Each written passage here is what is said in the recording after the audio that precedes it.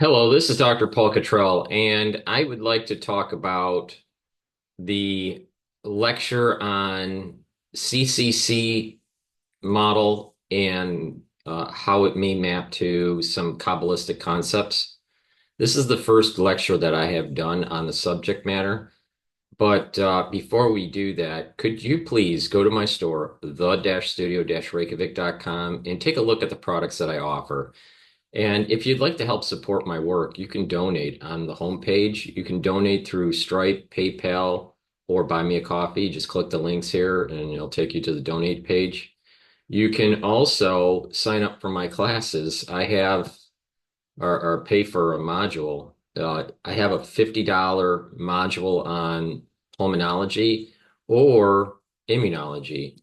And basically what you do is you just purchase the product for $50 and you'll get a unique password to log in to the class section, and you'll learn a bunch of topics on pulmonology and immunology. So it's $50 for the pulmonology, $50 for the immunology. You get PDF files that you can download, and also you get access to video lectures. And that was the pulmonology. This one's the immunology section. So just for $50, and you'll be able to learn a lot of different topics. And again, you can download PDF files and have access to my lectures on the subjects. Once you get that email unique password, you just go into classes, and then whichever module you bought, you just click and then you type in your password. It's very simple. And then as long as you keep your password, you can log in anytime. There's no time limit of expiration. Now, you can also take a look at my ebooks. I have 8 ebooks on different topics: finance, on genomics, on artificial intelligence, on endocrinology. And I have a lot of different supplements. So as you know, I am a big proponent of taking care of your health and being proactive. So I have many different supplements that you can get, such as structural nanosilver products like toothpaste and structural nanosilver liquids that help to boost up your immune system, structural nanosilver gels to neutralize pathogens. I have structural nanosilver soaps of different varieties. I have lozenges and drops, just in case you start getting some sort of throat irritation during the cold season. I have probiotics and multivitamins. So please go to my store and take a look at the structural nanosilver products that you may want to have in your house, especially during the cold season. I also have a very strong antioxidant called C60. I have an extra virgin olive oil, avocado oil, and MCT coconut oil.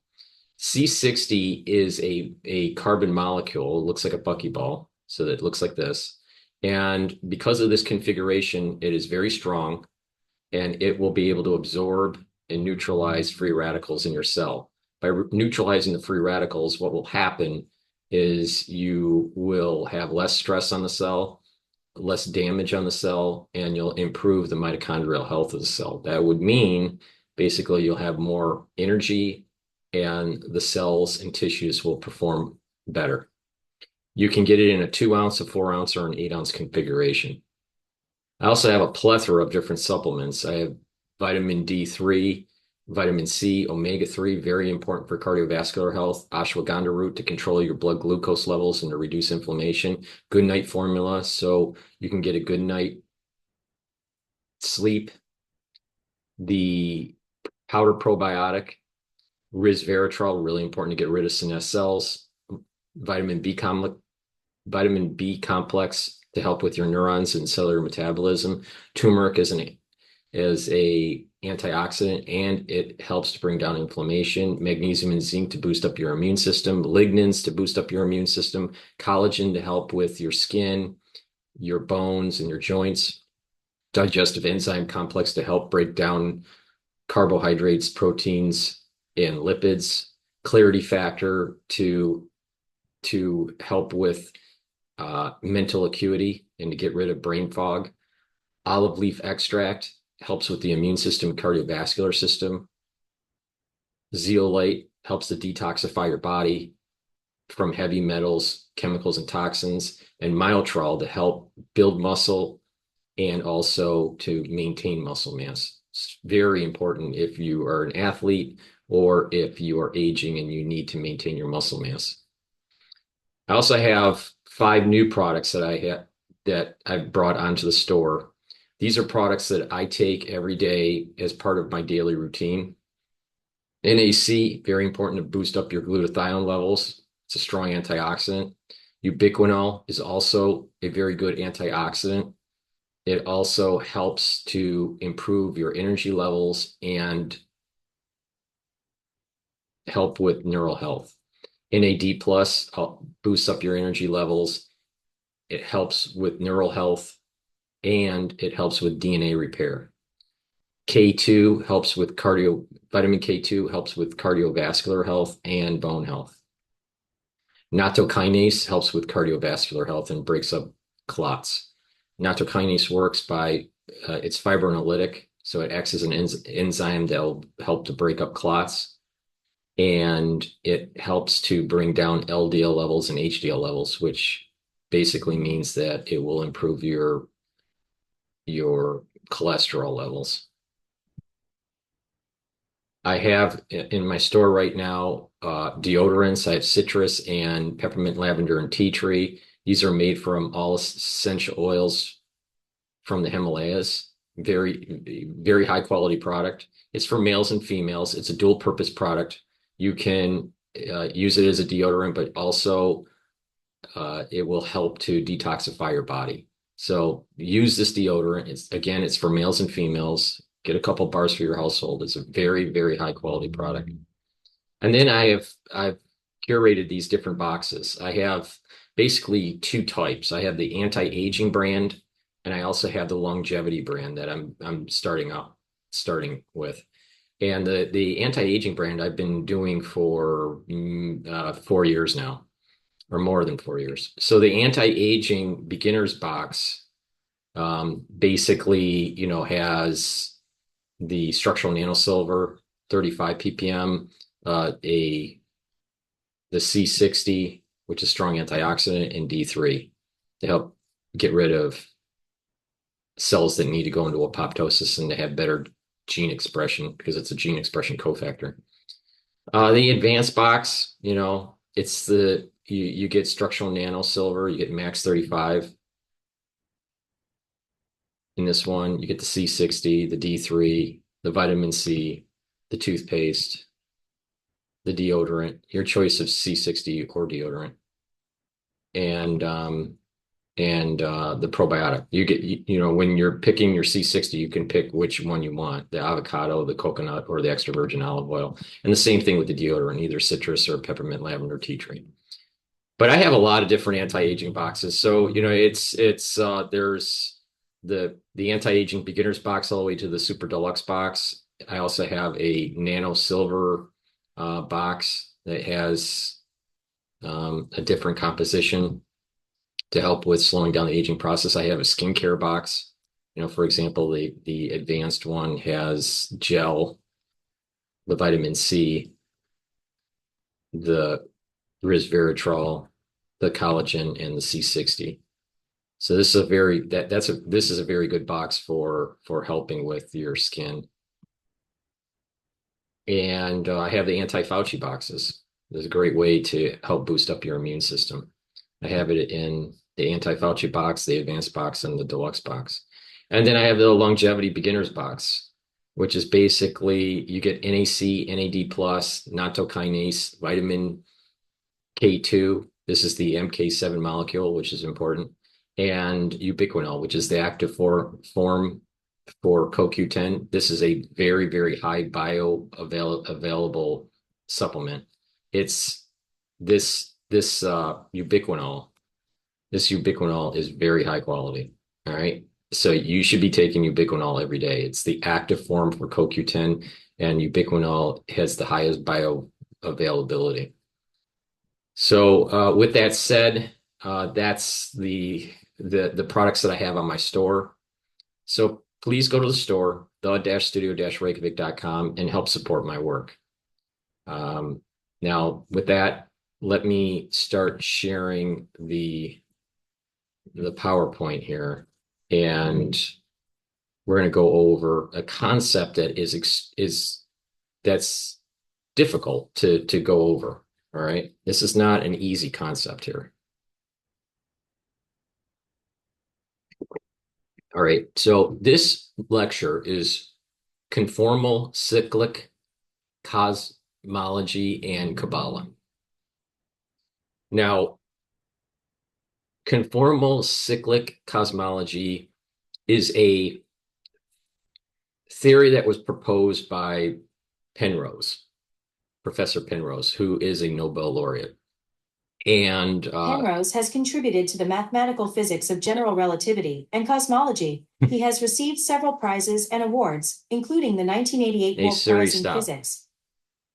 I don't know why Siri bumped. It just serendipitously came into the conversation here. But Penrose brought up this concept. It's short for the short description of it is CCC. So if I say CCC, it basically means conformal cyclic cosmology.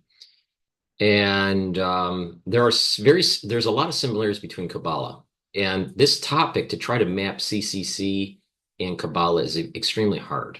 All right, it was difficult to create this PowerPoint because there are some conflicting problems with CCC, and to try to fully map something that is thousands of years old to a new theory that I believe he proposed in 2010 is challenging, but hopefully you will learn something from this.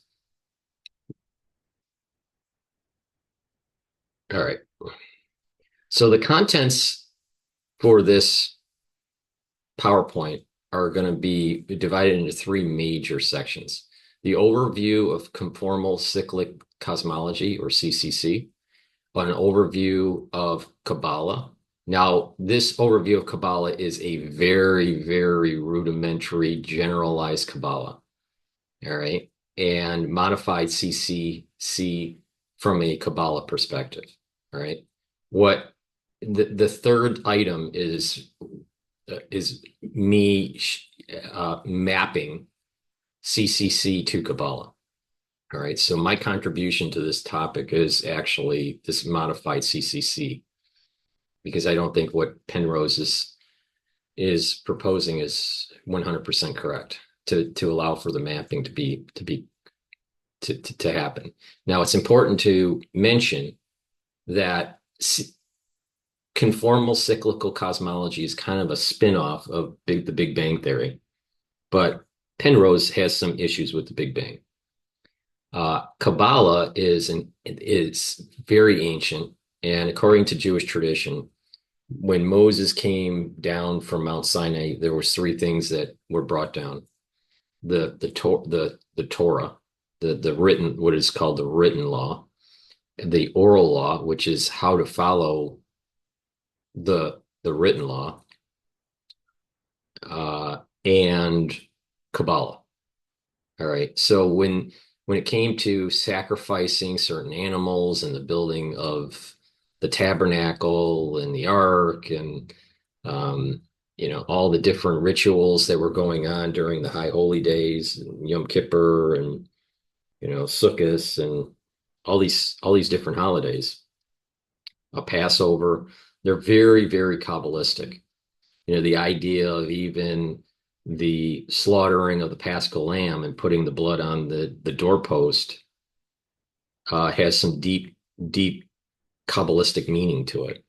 In addition, Genesis is, especially the first 32 verses, is heavily Kabbalistic, extremely Kabbalistic.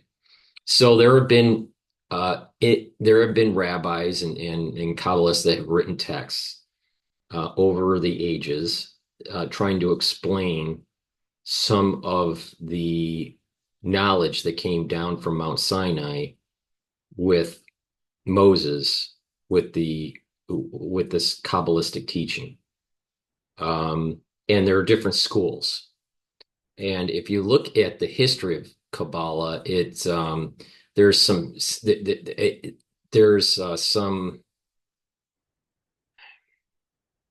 there's kind of a sim there's a how do I want to phrase this? There's a more simplistic Kabbalah, and then there's a more advanced Kabbalah.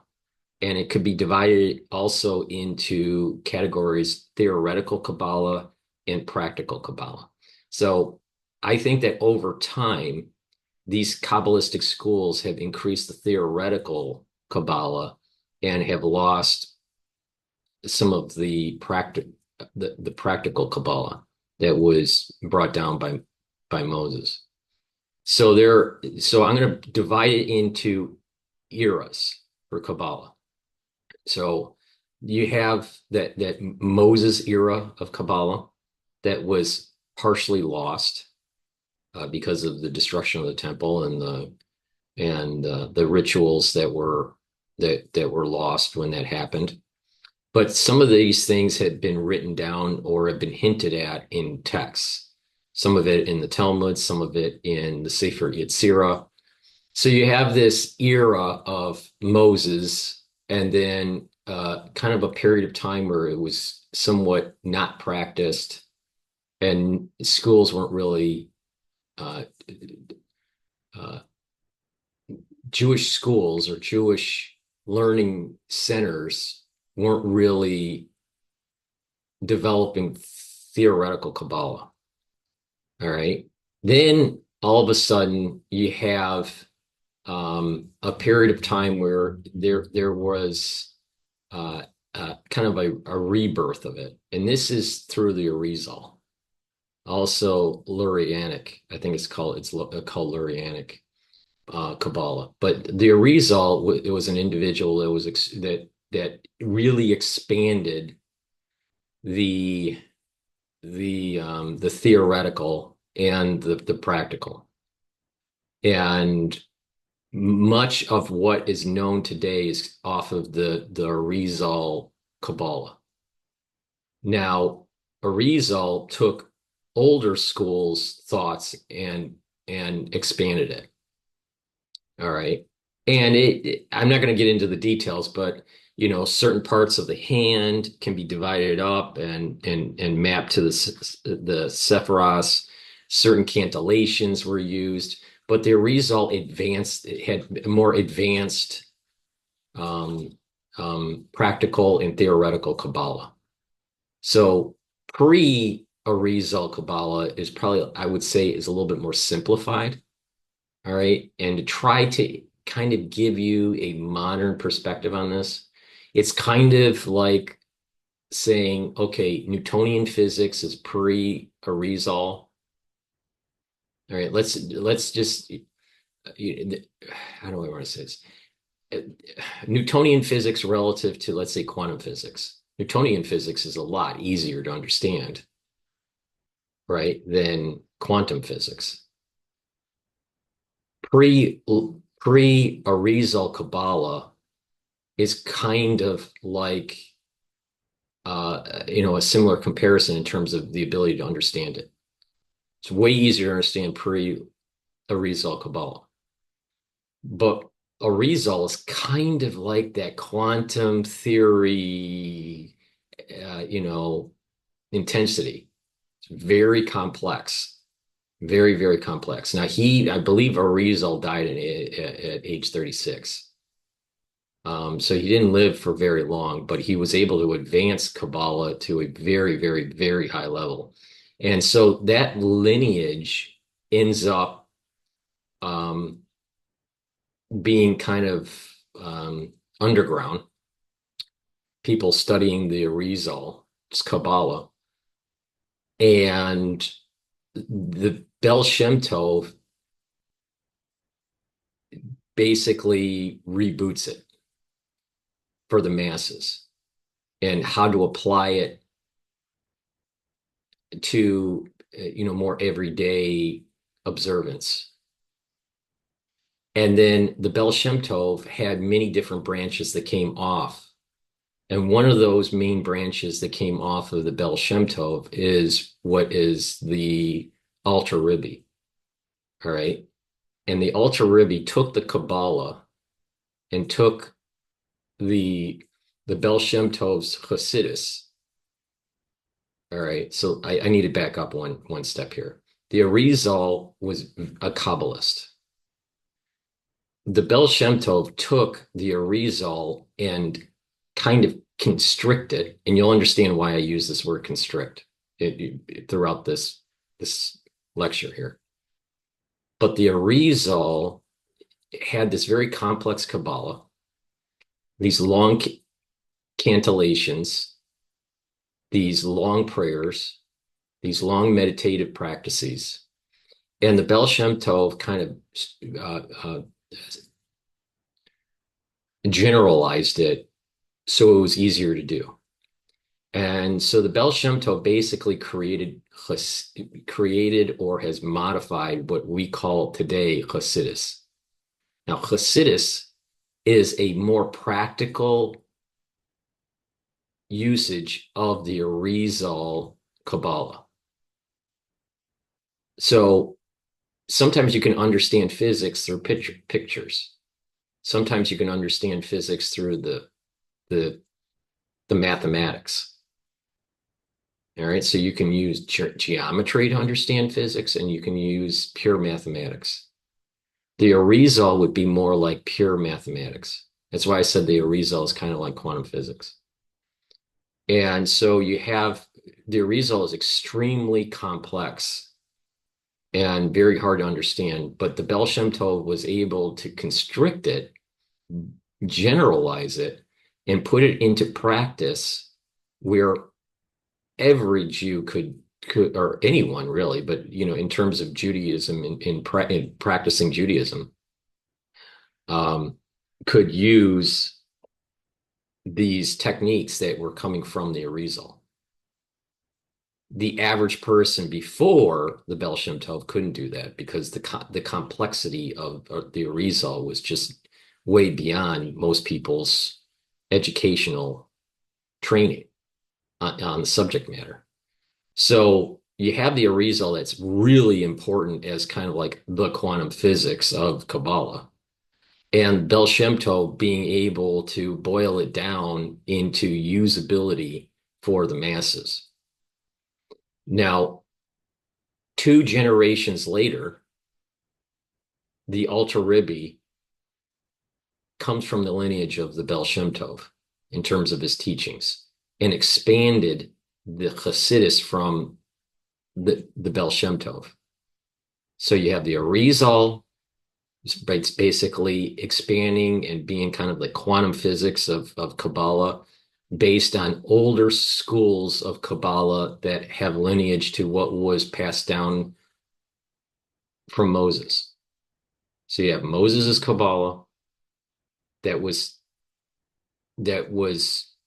partially lost and rejuvenated by these ancient schools. And then the Arizal took that and tried to get it back to the level of Moses. All right. Now, how effective was he in completing that process? The Arizal to getting to what Moses' Kabbalah was. I don't know. But it's extremely difficult. And the closest explanation or the closest comparison is taking Newtonian physics and jumping right into quantum physics. All right. So the Arizal is extremely complex to be able to practice, let alone just the theory on it. The Baal Shem Tov was able to boil it down into practical use. And the Alter Rebbe, which is 2 generations after the Baal Shem Tov, that built on the Hasidus from the Baal Shem Tov.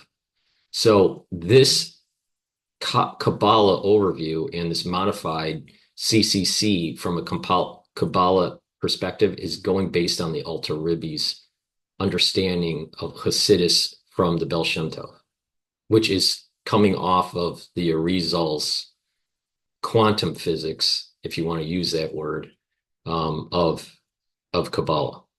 All right. So let's go into a little bit about Penrose, other than what Surrey had to say. But Penrose is a Nobel laureate, and he proposed this theory, this conformal cyclical cosmology, or conformal cyclic cosmology.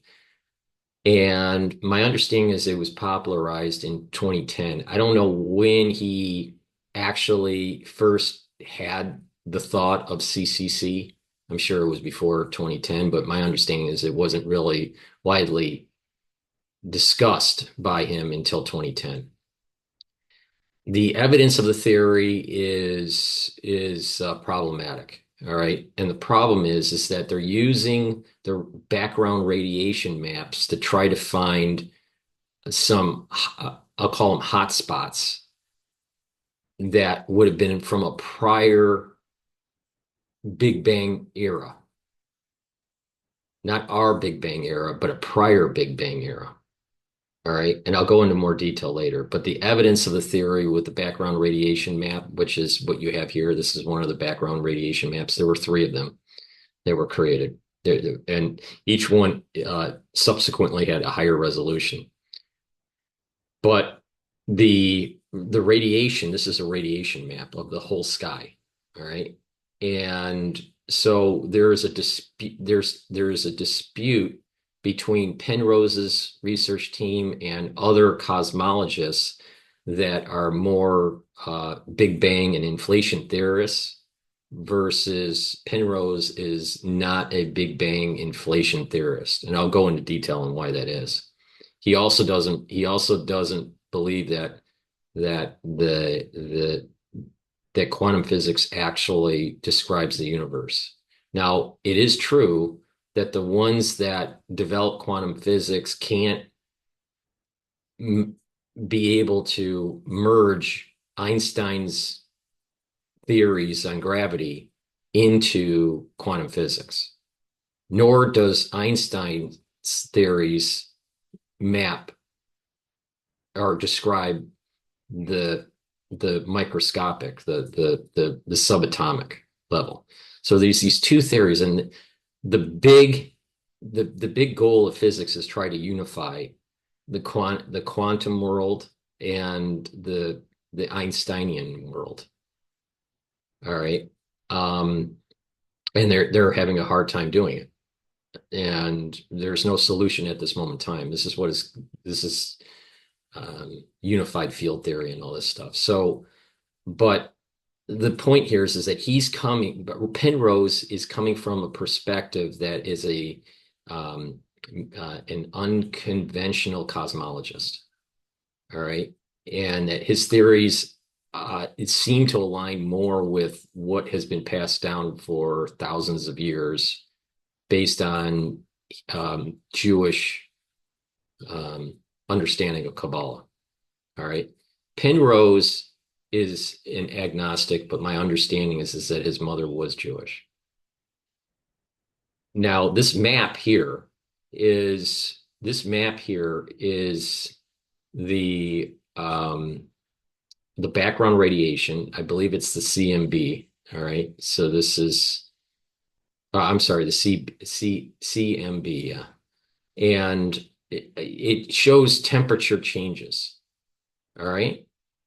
And if you had some light at the Big Bang that exploded out, you would think, just from observation, that if you had just a light to shine, it shines in all directions equally, unless you curtail the light and you put barriers so the light flows into a certain way. But you don't see that on the CMB map. You see it lumpy. There's some lumpiness. Now, the difference between the temperatures or the frequencies of the map are relatively small, but the point here is that it's not one color. You would think that it would be all one color. But when they did the map, they noticed that there are some lumps. Now, the standard cosmology interpretation of the CMB map is that the universe is mostly smooth, mostly consistent, but there were quantum fluctuations that ended up through inflation to scale to see these differences. Okay, these are different colors, so that means that the masses in the universe isn't the mass is not equally distributed at the very early stage of the universe. Right before right after the Big Bang, um, it wasn't completely smooth, and that you had these hotspots. Now the question is why were these hotspots happening? The quantum theorists and the traditional Big Bang theorists, with their theory on inflation, describe it as there was just a quantum flux at the singularity point before the Big Bang. And then when the Big Bang did happen, it just scaled up. That quantum fluctuation scaled up to minor variations very microscopically. And then as inflation started to climb and the universe started to grow based on inflation, you have these kind of lumpy areas in the universe. It's smooth. I mean, the temperature differences aren't that great, but it's not uniform. It's obvious it's not uniform because you can see it's not uniform. But the question is why? The ones that are against Penrose, the standard understanding of cosmology is that you had a singularity, it blew up, there was quantum fluctuation during that blowing up, and therefore you have this kind of lumpiness in the background radiation in the sky. All right. Penrose is proposing something much, much different. Okay, so let's go to that. So the conformal cyclic cosmology is basically the next few slides. All right, and I have to kind of walk through this. So Penrose drew this diagram for one of his lectures, or many of his lectures. He uses the same slides. And the whole point here is that this is a cone. And the starting point of the universe, or the Big Bang, starts here. And that the standard model is that there was an inflation component that grew the universe out. All right. And that Penrose is proposing that as the universe continues to expand, that what happens is that the way out into the distant future, space starts to smooth out and flatten out. And that what happens is the entropy of the universe starts to increase, and black holes just kind of suck up the material to the point where all you have are massive black holes at this event, at this time period. Each throughout this, if you slice this, these are different times. All right. And you would have this smoothing out of the universe. Many years from now. All right, I think he said a Google year, which is I think 10 to the 100th power or something like that. So so the point here is this cone is a drawing representation of the universe, and that you could slice this and that would be at different time periods. So time is along the y axis. All right, going this way. Time is going from this point all the way this way. Time's flowing forward from here to here. Obviously, our space is three-dimensional. All right. And then we have another dimension of time. So it's four-dimensional. The drawing takes away one dimension of space just to represent it, because it'd be hard to draw it. But basically, the y-axis is time, and that this cone represents on a 2D plane really three dimensions. All right. So every slice is really a sphere, not a flat plane. So if you took this circle here, this flat plane at the very edge of the universe, okay, it's really a bubble. So it's just a cone, just as a representation, but in reality, what we have is we have time, and we have a big bubble that keeps on growing more and more and more. Okay.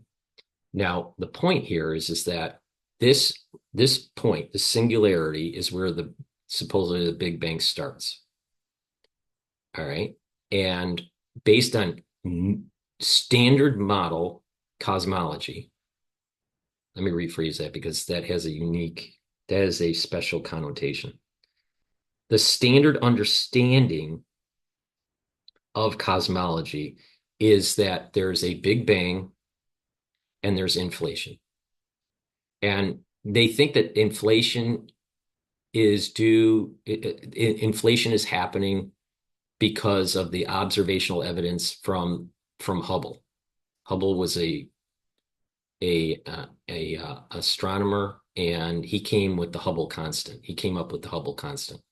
That basically he found that galaxies are moving away from each other, and the farther that they are, the more that they're moving away. So inflation is exponential. Penrose is saying that is true, but there's something a little deeper, and that the cosmological constant, the expansion that comes out of some of the equations from Einstein, is really a light cone and not inflation. Okay. I'll get to that later. Now, I know this is some deep stuff that you may have never heard before, but again, Penrose is going against the standard understanding of the Big Bang. He's all right. All right. But the standard model is basically Big Bang, inflation. All right. And he wants to explain his side of what he thinks is happening with the Big Bang, which is different than the standard understanding.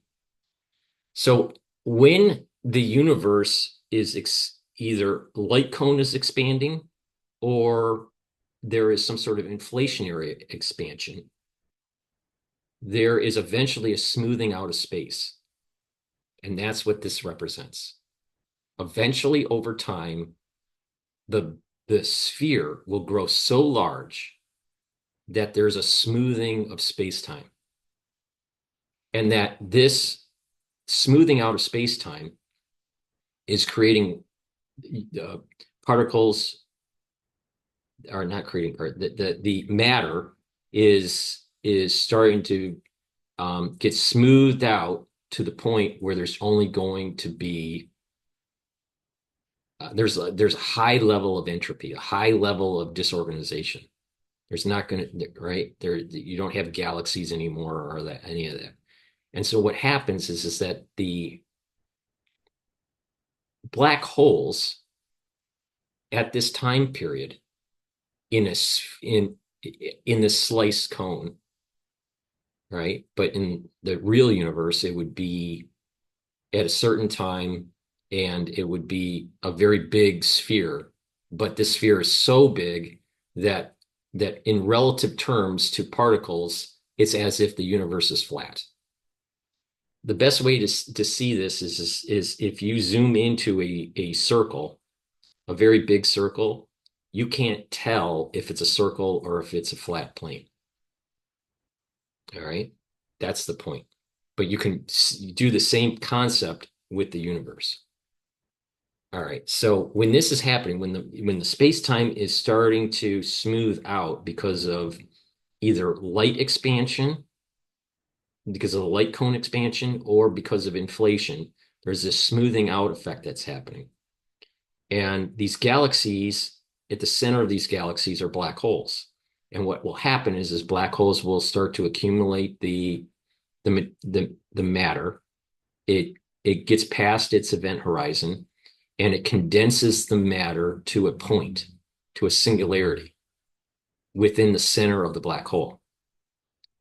Now, sometimes black holes will merge, and when they merge, it creates a gravitational wave, which they have detected. All right.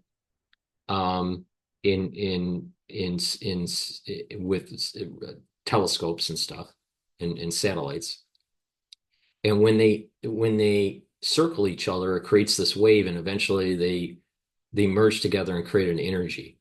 Because what's happening is that the two singularity points within those two black holes merge together and release an energy. Now, Penrose thinks that when that happens, that some of that energy goes into a new eon. There's also where these black holes start to become supermassive because they're eating each other, all right, that it's going to create so much pressure in the singularity that it allows for it to release energy. And I'll go into more detail. It's dealing with the Hawking radiation and Hawking point. But the point here is that that energy buildup from a super massive black hole eventually over time will reach into a new eon. It'll create a new Big Bang. Okay. So the standard understanding of the Big Bang is that you had the Big Bang, inflation, and then some people think that because of entropy, the universe will just cool off and nothing will happen. Other theorists in cosmology think that there's a Big Bang, and then eventually what will happen is that there's this loss of expansion, and eventually the universe contracts, and so it fluxes. It expands and then contracts to the Big Bang point, to a singularity, and then produces a new Big Bang, and it just fluxes. And it's just an eon, just keeps on fluxing back and forth. That's what the standard model is. Now, that's not what, or the standard understanding of cosmology. I should stop saying standard model, because standard model is actually a non Big Bang universe, but that's an old model that's been disproven because of galaxies are moving away from each other. All right, so the point here is that this point is the Big Bang. There's inflation, and many cosmologists think that the entropy will get so high, at such a high level, that there's such a state of disorganization that the universe just cools off and just ends up doing nothing. There's others that think what happens is that there's no material that can kind of coalesce, because the space is so large now from expansion that it will contract, and that contraction will lead to a new singularity that will lead to a new Big Bang, and it just fluxes. That's the typical understanding of cosmology at this moment in time. No one really knows if they're right or wrong. All right. Penrose is saying they're wrong, and there is a different perspective here. So let's continue on with that. So at this area of the universe, this is the universe, at this area of the universe, at the in a distant future, the bubble of space is going to be so large and so smoothed out with such high entropy that it's as if you can do what is called an infinity compression. All right. And you can just flatten out the universe. You just flatten it out. Okay, because the expansion is so large, you just flatten it out and there's no longer any expansion. The reason being is that when the universe gets so big, a particle is going to be by itself and it's not going to know any difference between a flat universe or a bubbled universe. All right. So there's this what is called an infinity compression to help with modeling. And so the same thing is happening at this singular point. With the singular point, everything is so condensed. There's no difference between, remember what I said, when things are so condensed, or when something is by itself, it doesn't know if the universe is large or small when it's by itself. When there's no relative comparison. If something's just by itself, you don't know the size. So the same reason for particles to be spread apart in an expanding universe or an expanding light cone, those photons at a certain point in time with an expanding and a far out in the distant future, trillions and trillions and trillions and trillions of years from now, all right, or even beyond that, but the universe will spread out so much that particles will seem as though they're by themselves. All right. Now, the same thing here with the singularity, it's by itself. So it doesn't know if it is a universe that is large or if it's a universe that's small. And these photons that have accumulated in the black holes in this cone here, on this edge here, they're at a singularity point too. They don't know if the universe is large or small. It's the same issue. So you can do what is called an infinity expansion. So you have the infinity compression, where you're basically saying, okay, we're not going to deal with infinity anymore going out. It's gotten so big that it's the same. It doesn't know any better because there's no comparison anymore. And so you just do an infinity compression here. And then with the singularity point, because it's all by itself, it doesn't know the difference between small or big. And so you do an infinity expansion. So you get this cone here. All right. That's what is called a conformal map. Okay. And this is part of the reason why it's conformal cyclical cosmology. So the big takeaway here is that with infinity, there's no difference when you have infinity of the bubble of the universe. It'll eventually get to a point where it's really a flat plane. And so you can compress it.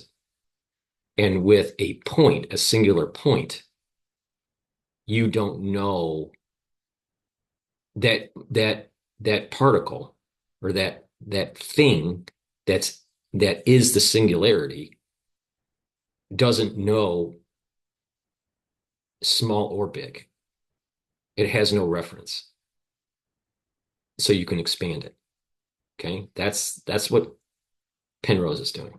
Okay. Now, give a little bit of history here. In 1978, this was the first drawing to illustrate what they thought a black hole may look like. In 2016, this was a computer simulation. And in 2019, this was the first image that was actually captured by a telescope.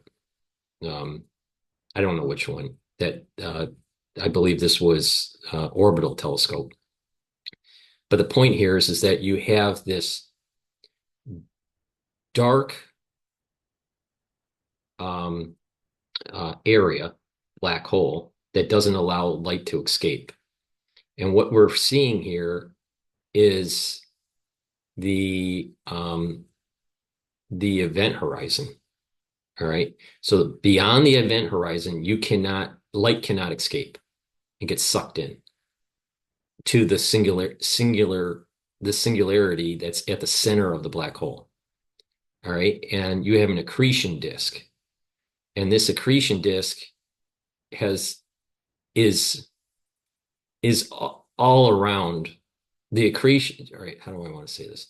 The accretion disk you have in this plane, but you also have an accretion disk in other planes. But the center, once you get past the event horizon, you cannot go back. Get sucked in. Light gets sucked in. All right. And this is going to be important when we talk about light cones. So the illustrator was saying, okay, there's an accretion disk, right? And then there's no light. Now the computer simulation was trying to do something similar. You have an accretion disk, all right, and things are swirling around, but also swirling in different axes or different planes, okay?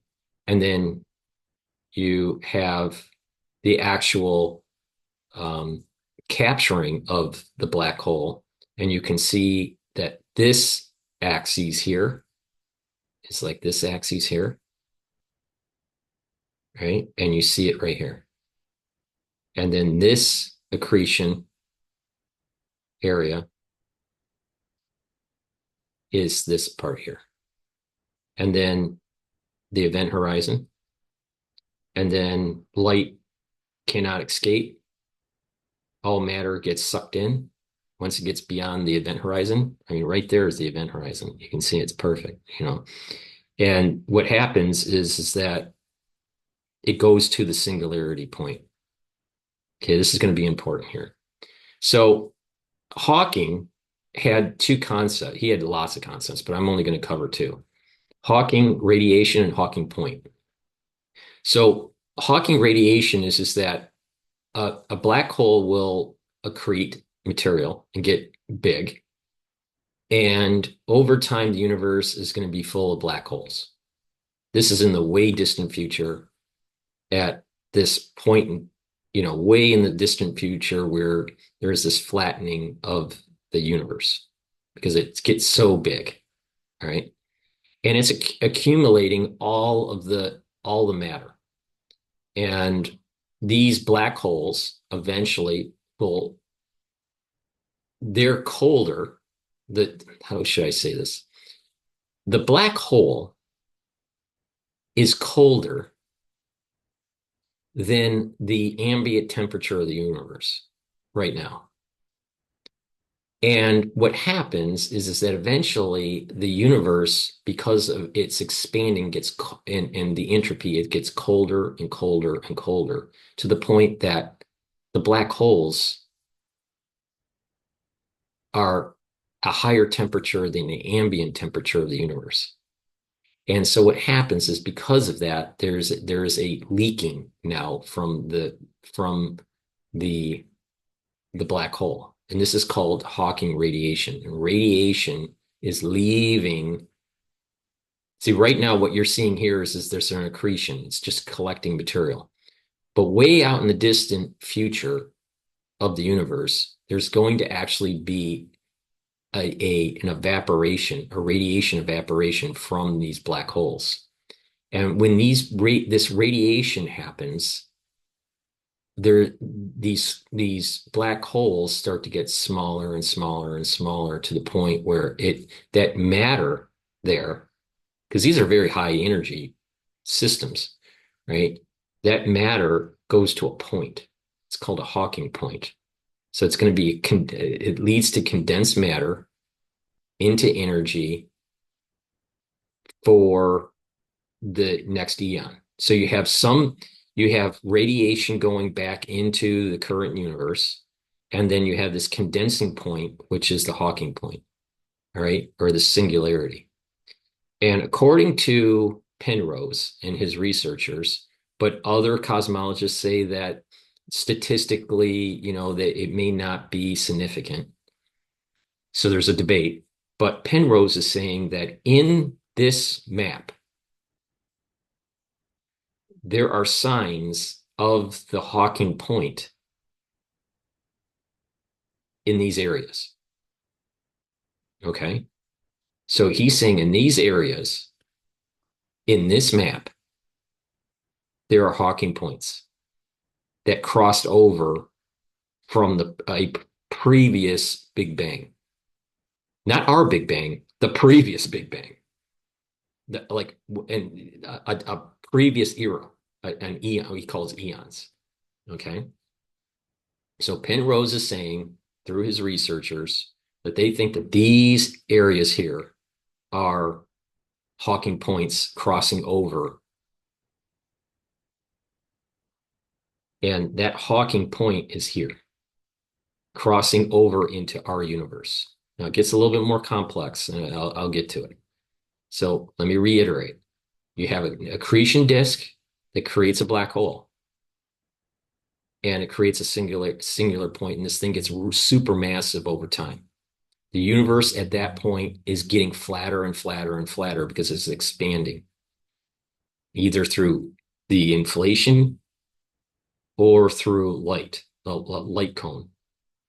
Now, Penrose thinks it's through this light cone and not inflation um, um, per se. It's really the light cone is just the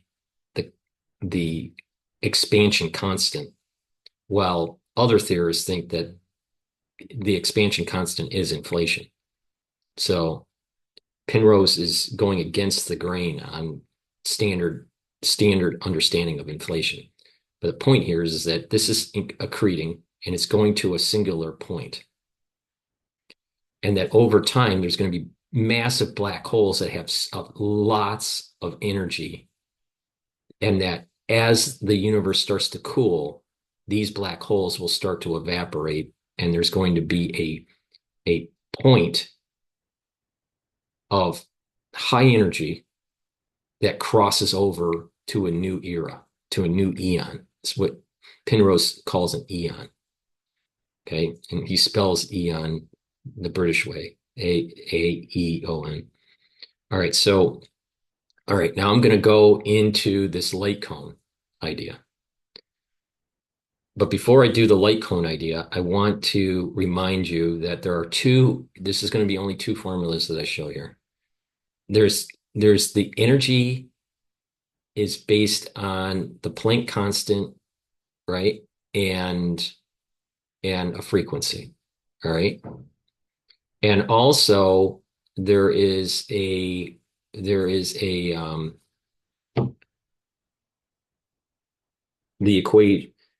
the equation of E equals mc squared, which everyone knows.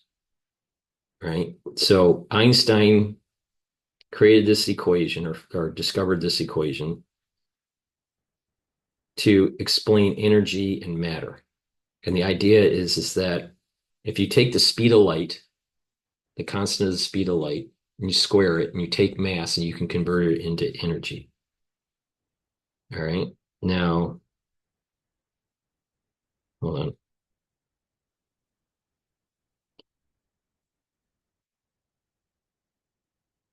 Now,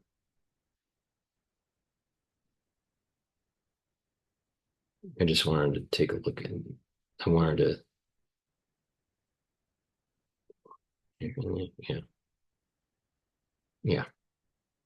Okay. So we have, so you have here energy and you have a constant, which is the Planck constant. And then you have frequency. So because energy can be the Planck constant times the frequency, or energy can be mass times the speed of light squared, what you can do is just say, well, mass and the squaring of light, the speed of light equals the Planck's constant and the frequency. But so you could have HV equals MC squared. And you can divide H and basically V, the frequency, is mass times C squared divided by Planck's constant. Okay. So that's an important feature to understand that matter can be converted to a frequency. Now, with the light cone, you have a point, and that's the present. Okay. And this is light, okay, like a photon. All right. And that's where you're at in space. All right. At a certain point. And the future light is going to be this cone up. The past light is below. All right. So you have at any given point a past cone and a future cone. And there's an infinite number of them as these points move in space. Okay. But the point here is that at any given moment, you had future light cone and at any given point, you had a past light cone and you had a future light cone. And it spreads out. And it's easy to understand that, that you have this point and then light kind of spreads out, right? So it's got this cone. And this is time. Time is moving forward, but in this case, it's moving. You can go back in time and understand, okay, you had this point here. Well, the light cone, the light can be anywhere in this cone.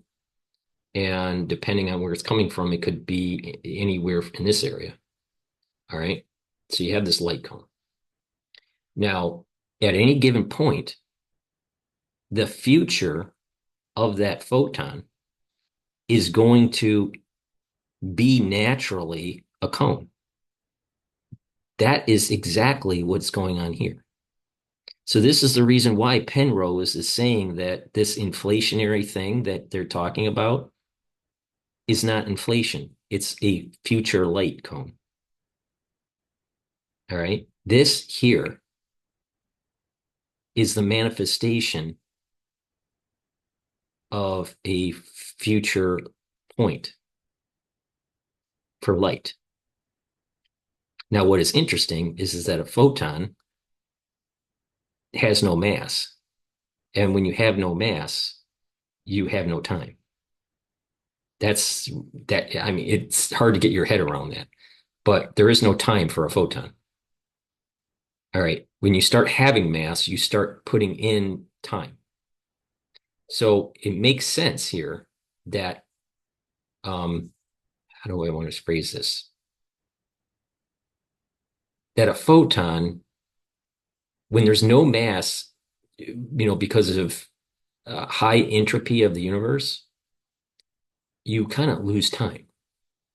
There's no time to it because you have no mass in the universe. It's all photons because it's all this high energy in the super massive black hole at this point in the universe, in this time period in the universe. Okay.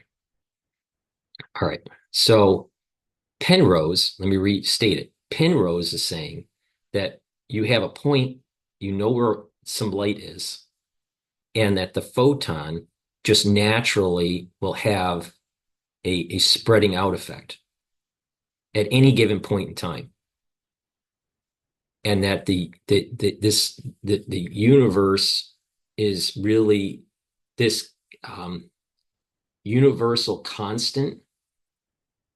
This universal constant is the spreading of light. Now, I think there's a lot of debate on, is there inflation or is it really just a light cone spreading out? Those are, physics questions for cosmologists.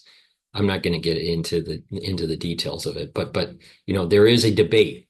Penrose is saying there's not inflation, it's really this light cone issue, while other cosmologists are saying it's really that the space-time is expanding.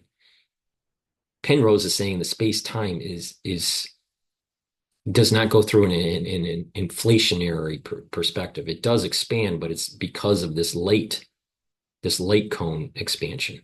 All right. There's not an inflate. It's inherent to the photon. It's not something separate from the photon, is the point that he's making. I think that he's making. All right. Because this is an extremely difficult topic to cover. All right. So you have this late cone, you have this point, and you have a past cone, past late cone, because it could have been coming from anywhere. And you have the future. And that throughout time, there's going to be this expansion of what that light will be. Just like there's an expansion of what the Big Bang will be in the far distant future. Okay. Regular cosmologists think that there's some sort of inflation of the space-time fabric. And it seems to me that Penrose is saying, no, it's actually an expansion of actually just the light cone. Now, the conformal cyclical cosmology, all right, is basically this. You have a point, you have eons. This is an eon, this is an eon, this is an eon. This eon is trillions and trillions and trillions and trillions and trillions and trillions and trillions of years. Okay. So it's way out into the distance. We're like at this point in the universe, right? Somewhere in there, right? There's way out into the distant future. But there is this point that energy came through and spread out, right? And that eventually the universe will smooth out because of entropy and the collection of these supermassive black holes that put all matter into a point. And then once the universe cools down to a certain level, then what will happen is the Hawking radiation will take place, and then you have a Hawking point. But what Penrose is saying is that at one of those Hawking points, there was enough energy that actually burst, right? Because that energy is HV, Planck's constant, and a frequency. It burst and cooled down and eventually created matter. All right. And that this has been happening, according to Penrose, for infinity. That this in the future will go to infinity and has been infinite in the past. Now, he says that he doesn't know for sure if that's the case. He just threw that out there as a starting point for the theory. He doesn't know for sure that it'll go on forever, and he doesn't know for sure that in the past it's been forever. But he is just using that as a starting point for his theory. But the point here is that you have a Big Bang, and the universe cools. There's entropy, high entropy, or state of disorder. The black holes are forming. Supermassive black holes are forming. The universe is cooling. There's Hawking radiation to a Hawking point, and the Hawking point pushes over into the next eon. The energy flux goes into the next eon. Now, it seems as though there are multiple Hawking points that may be going off at different time periods. Now, in cosmological time, maybe it's very similar, but the point I'm making is I'm not sure if all these points came through at the same time. All these Hawking points came through from the prior era or the prior eon all at the same time, or if they came in tens of thousands of years different or millions of years different, but in cosmological time, it's almost the same. I don't know. And I don't even think that Penrose knows. But the point here is that it seems as though that there are Hawking points, plural, that are coming through from the prior eon, the prior eon. All right. The prior eon Big Bang, cooling off, the black holes form, Hawking points are formed, and then a new eon is created. Okay, so that's what this is representing. Big Bang, expansion, or through the light cone, not inflation, and then Hawking point crosses over into a new eon. So assume that we're here, we're in this eon. That means that what we call the Big Bang happened way out in the distant past. Some people say it was 14 billion years ago. Some other people say that may have been a lot longer than that. Some people say that may have been 27 billion years, but let's just use the 14 billion year mark. All right. That point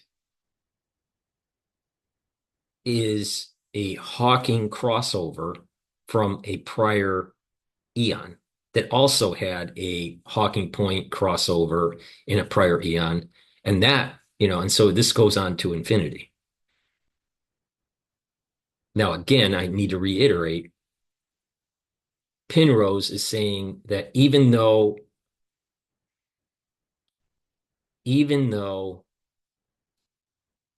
galaxies are moving away from each other, and they're moving away from each other faster and faster the farther away they are from our vantage point, that there is this cosmological expansion constant that is in the Einstein equations that he thought was an error. That Einstein thought it was an error, but it's not an error. But the thing is just that there is a constant that shows this expansion.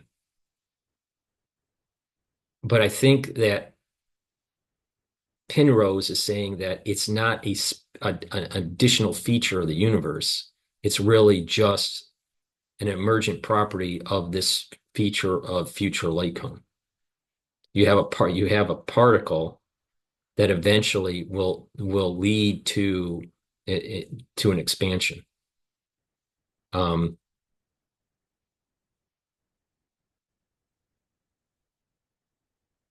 Now, it's as if the universe, how do I want to phrase this? It's as if the space-time, or maybe even not space-time, space, it's as if space was created first.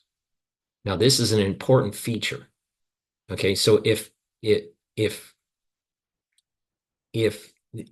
space is created first and then something's put into the space, then you have this kind of like this property of, okay, a point, an energy, and matter is traveling in these kind of like light cones, right? The matter that we see, right, is that light is traveling in this kind of light cone over time and where it's at. And any particular point, it has a new light cone, and it's an infinite number of light cones that show the trajectory of a particle.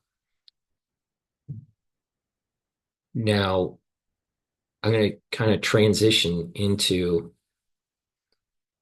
I'm trying to map artistically and Kabbalistically. All right. So with this, we have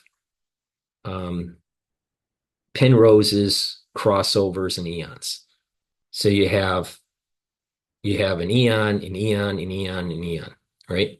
You have a Big Bang and then some sort of contraction because of black holes. All right. And the spreading out of the universe, the smoothing out. All right. Now, you can take these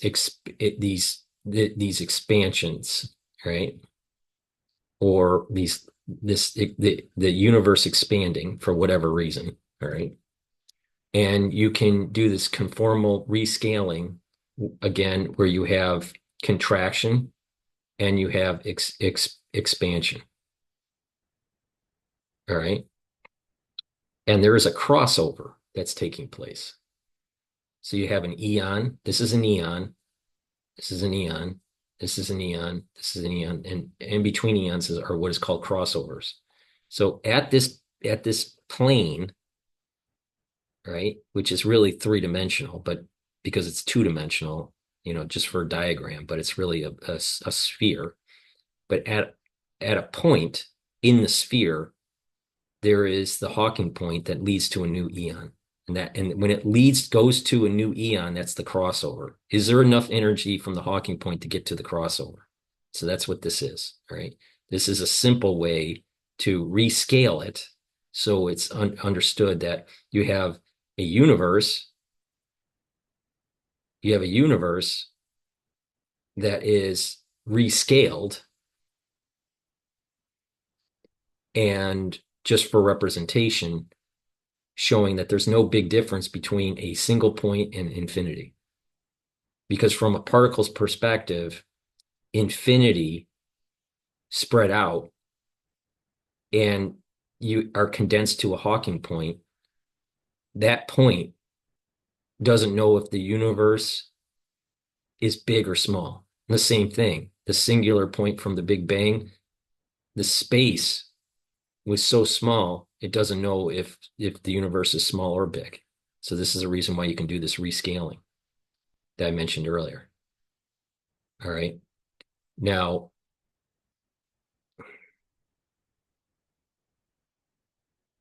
Escher did this interesting representation. All right. And it's angels and devils. Okay. And it goes out to infinity. Now, what's interesting here is that this this is representing these cones. Okay. The Big Bang is this point here. All right. Or just the picture of 1, 2, 3, all right, 3 angels and 3 devils, positive and negative. Okay. But if you looked from not from the view that we're seeing here, but if you flip this 90 degrees and looked in this direction from the point of the cone, and that point of the cone is pointing to your eye, not rotated 90 degrees like it is here, but if you look at the point of the cone in this direction, and this is the point of the cone, looking down on the cone to infinity, this edge here is this edge. This point here is this point. So this is an artistic representation of infinity of this. The light of this ends up being this. This is another way to look at it is this point here is this. This point here is this point here. This right here is this cross section. This right here is this. If you take this and go and have the light of this go to infinity, you would get this. That's the point that Penrose is saying.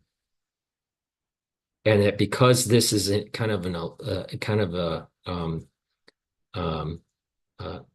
this gets smoothed out, right? This goes to infinity and gets smaller and smaller and smaller and smaller and smaller, right? And goes to infinity. There's a smoothing out of the universe.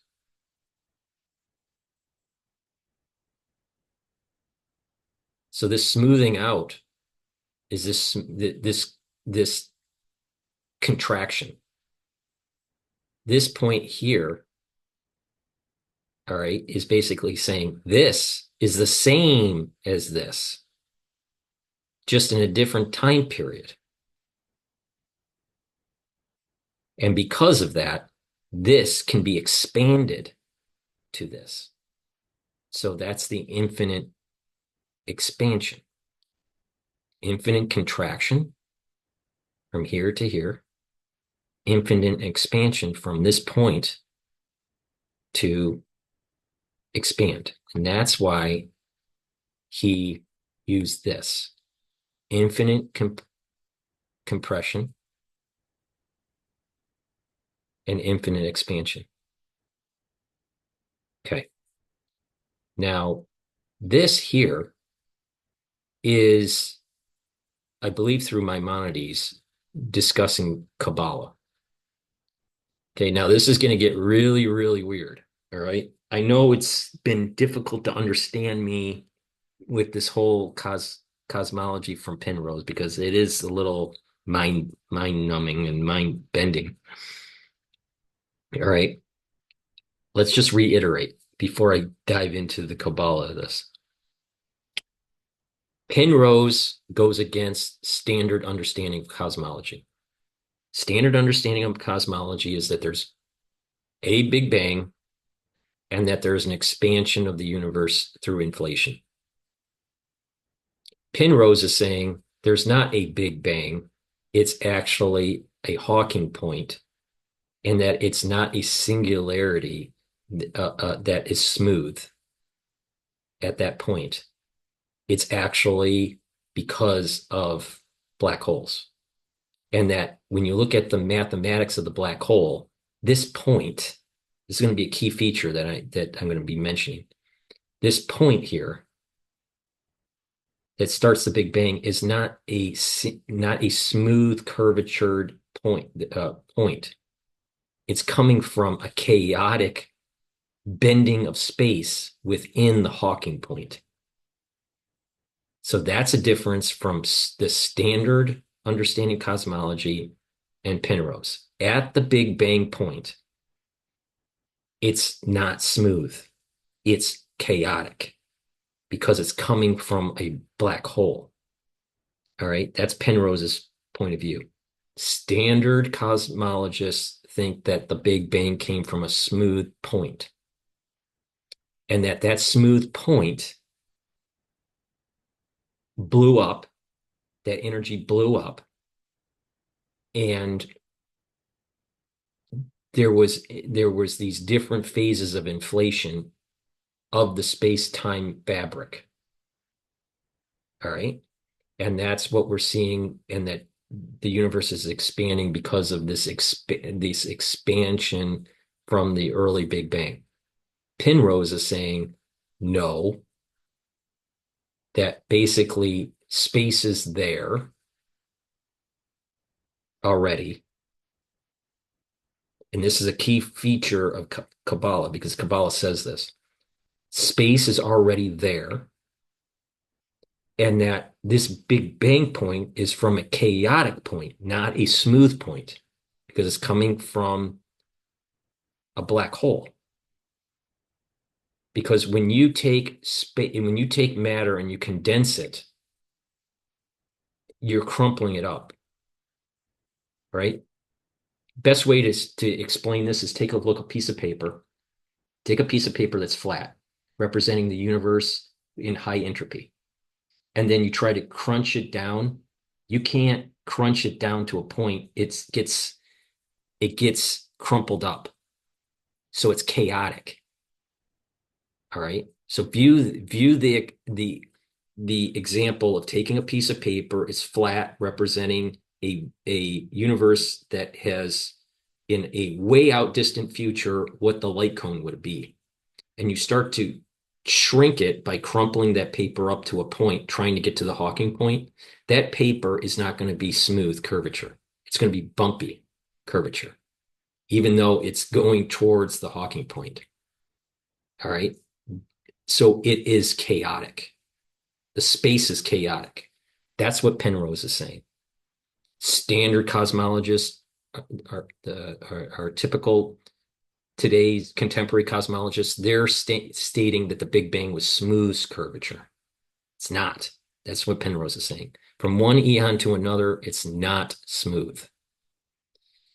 And that space the 3 dimensions of space were already there. The cosmologists, the standard cosmologists, saying no, space was not there. There's an inflation that is tied to the Big Bang. Okay, so that's the big difference. Okay, now if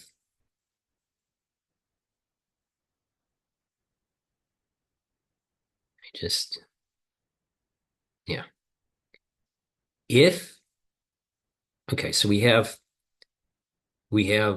these eons that start with a Big Bang that is chaotic, not smooth, and it's moving in an expansionary way because of light cones, future light cone, not because of some sort of expansionary factor in the space-time continuum, that you will eventually have this flattening of the universe and the black holes start to form. These supermassive black holes start to be the dominant feature of the universe, and then the Hawking point radiation, and eventually the Hawking point, and then you go into a new eon. The Escher picture is at this point here is this, and this is what light would look like in a way out future, the light cone for this. And this would be a representation of this. The edge of the Escher is this point. The point here is at the very center, and subsequent cross sections. So if you're looking at it from this point into the cone, the future, that's what you would see. Okay. Now, if you were looking the other way, what is interesting is if you were looking the other way, if you took this point and you're observing this, looking down onto this cone right at this point, what you would see is something very similar to Escher also, but in the reverse. Assume that this is not flat, but curved, like a half of a sphere, and it can curve into the picture or curve outside of the picture towards you. 2 different curvatures. I'll call the curvature away from you into the screen is negative curvature, and let's assume that this curve, this half dome here, or this dome, is moving towards you as positive curvature. So in positive curvature, you're looking at future light cone. Your current point, the future. If you're looking at it with negative curvature, where this is moving into the screen, and this is at the level of the screen, right? Then what you're seeing is the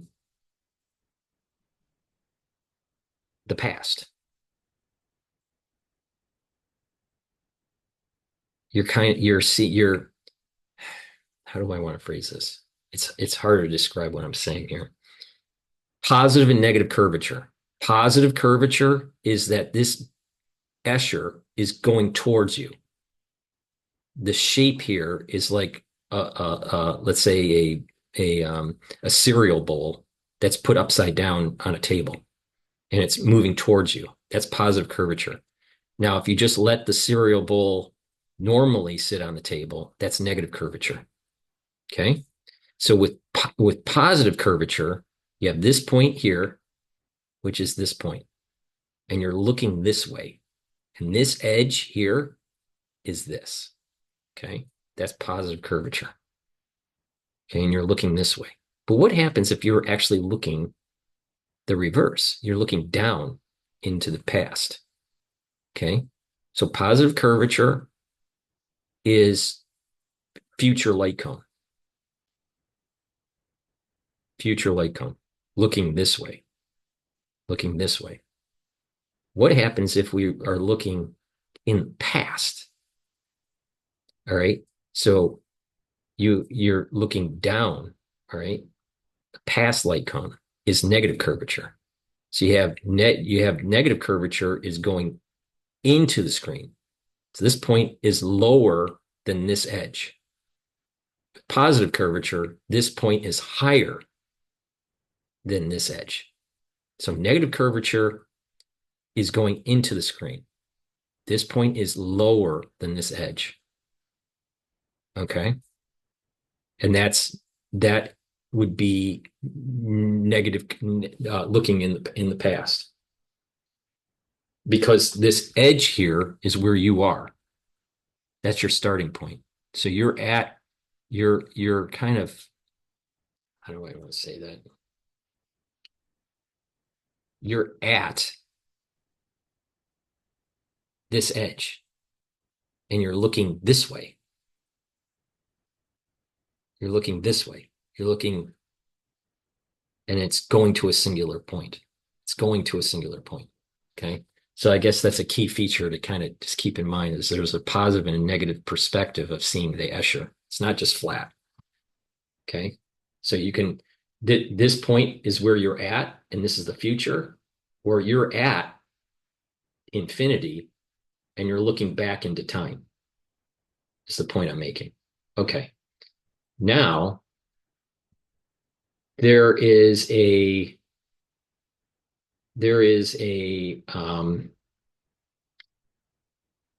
I believe Maimonides did this one. Rambam, Maimonides. He was describing Kabbalah. All right. And I'm going to go into a little bit of more detail in the next slides. But there is this kind of like ring structure. Okay. And this ring structure is, wait, let me be right back here. I just got to stop a moment here. I'll be right back.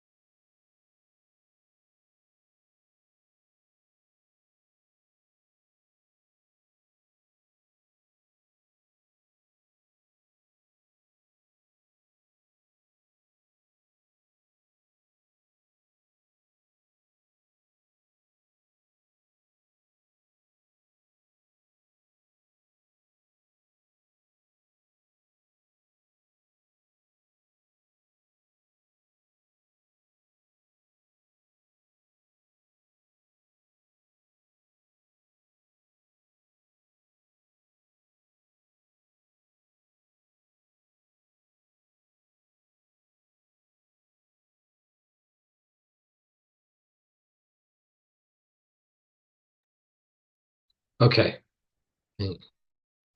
Okay. So what I wanted to mention here is that you have this model from Penrose, this representation from Escher of infinity, and this representation of Kabbalah from Rambam or Maimonides, the same person. So with Maimonides, you have these concentric circles, and these concentric circles represent the tree of life. All right. And there was a space that was created, right? There was a space that was created that allowed for these concentric circles to exist. All right. So let me go back one step.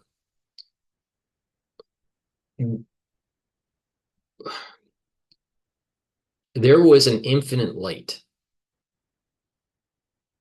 And this, according to Kabbalah, there's this infinite light, Ein Sof. There's the infinite one, all right? And there's a light of the infinite one, which is Or Ein Sof. And this light, this infinite light, just imagine being in a room or in a space where there's infinite light. And then all of a sudden, the light is concealed. The light contracts. And by contraction of the light, it creates space. Okay? So there's only light. There's only this Or Ein Sof, all right, in existence, and no space. Space only happens when the light is pulled away, contracted. It's called Simpson. And this is what is called the Great Leap. Or there's a Hebrew word that we'll go over that in the next slide. But there's this great leap where space is created. Now remember what Penrose is saying. There's no inflation. Space is already there. So according to Kabbalah, the light is contracted and that there's space.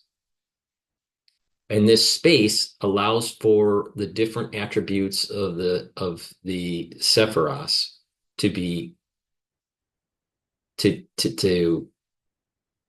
exist.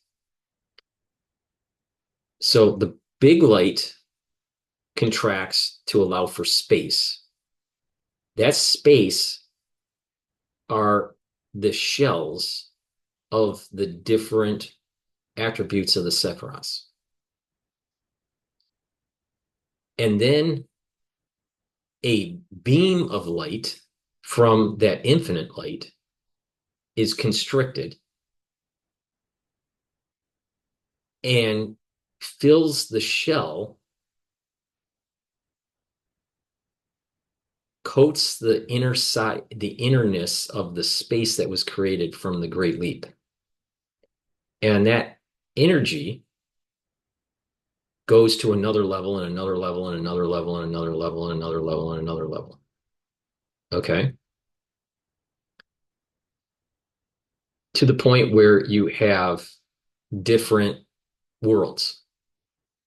Now, if you look at this, it's interesting. If we count this, how many shells do we have? One, 2, 3, 4, 5, 6, 7, 8, 9.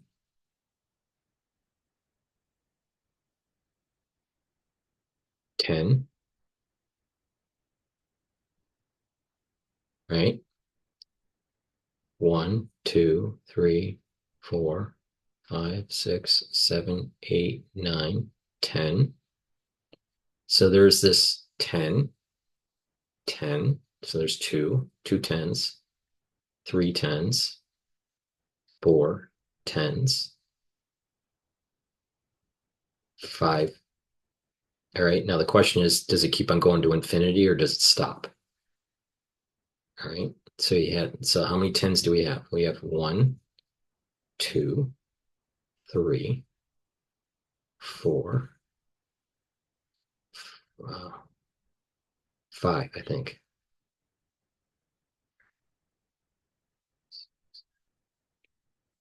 Yeah, I think there's 5. So there's five kind of worlds. All right. There's really 4 worlds, but there's a hidden world, and that I think he's getting a little beyond Atzlus, right? But the point here is that there are different worlds and that there are attributes for each world. So what has happened in Kabbalah is that there is a light with no space. There's just light. or an energy. Okay?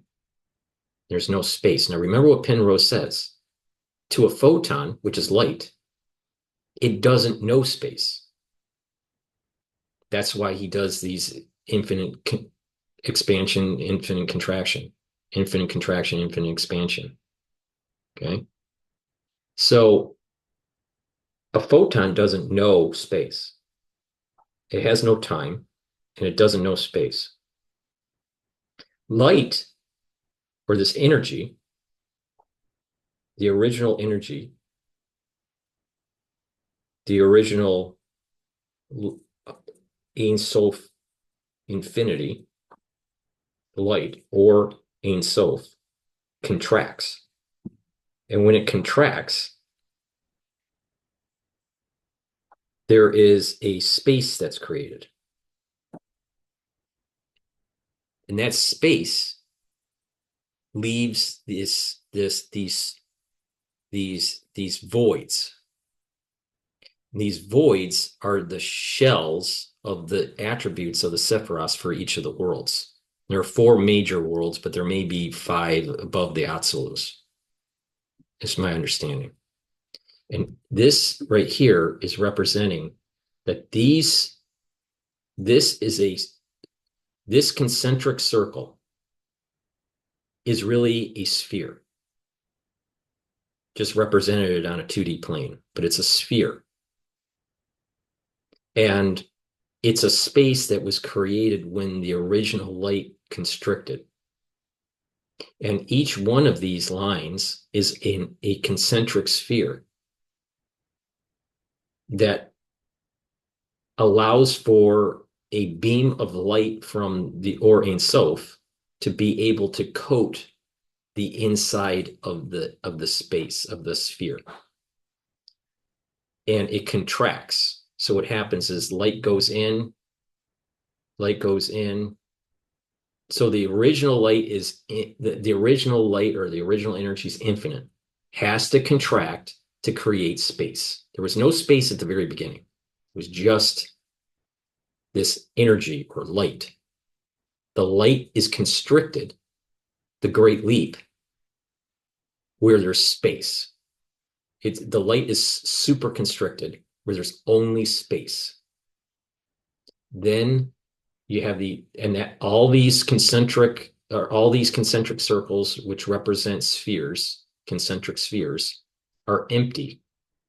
They're only a representation of space, but it's an empty space. So the idea is that you have a 3-dimensional space, but nothing in it. And you have these 3-dimensional spaces inside each other. So they're kind of like their own, each one of these are their own universe, or their own world. The words that the Kabbalists use are worlds, but they're their own universe. Okay? Each one of these sections here is a world. So this from here to here is a world. From here to here is a world. And inside that world are attributes.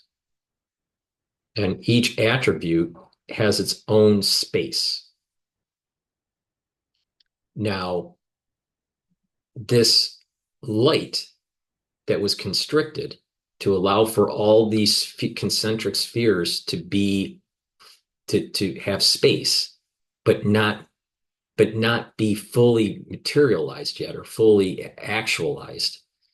There had to be a piece of light, a beam of light from the original constriction to come in and coat each of the concentric spheres. And then each one would fill up. It would coat the sphere and allow for the actualization of the space, because now it has energy in the space. So the big constriction, it creates space, creates, let's say, 3 dimensions. When the light comes into the space and coats this Or Ein Sof, comes in that light beam. It's constricted. It's only a minute fraction of the original light that was constricted. It comes in and coats and actualizes the space with energy.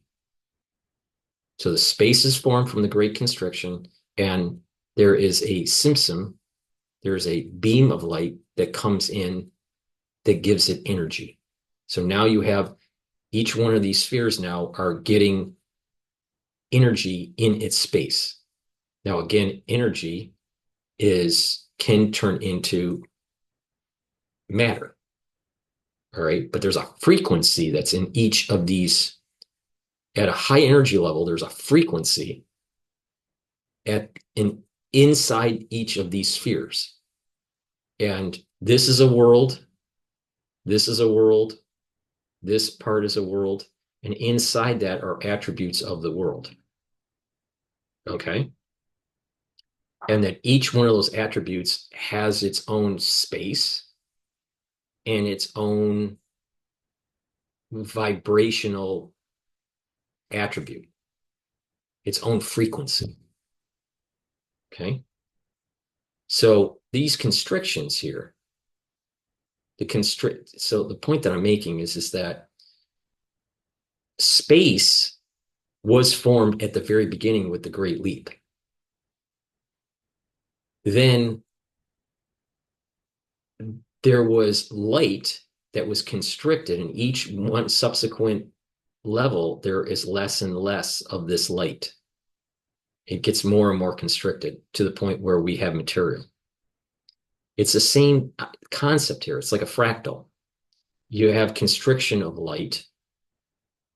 You have a constricted point in a chaotic system.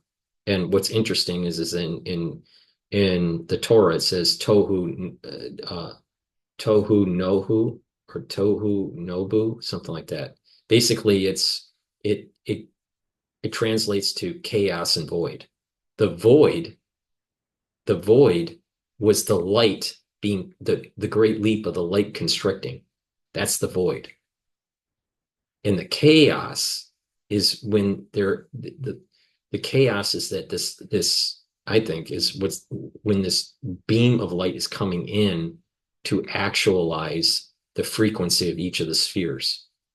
So the light here, this condensed light, right, is a symptom, is condensed to the point where it eventually comes in to an eon and starts to materialize the eon.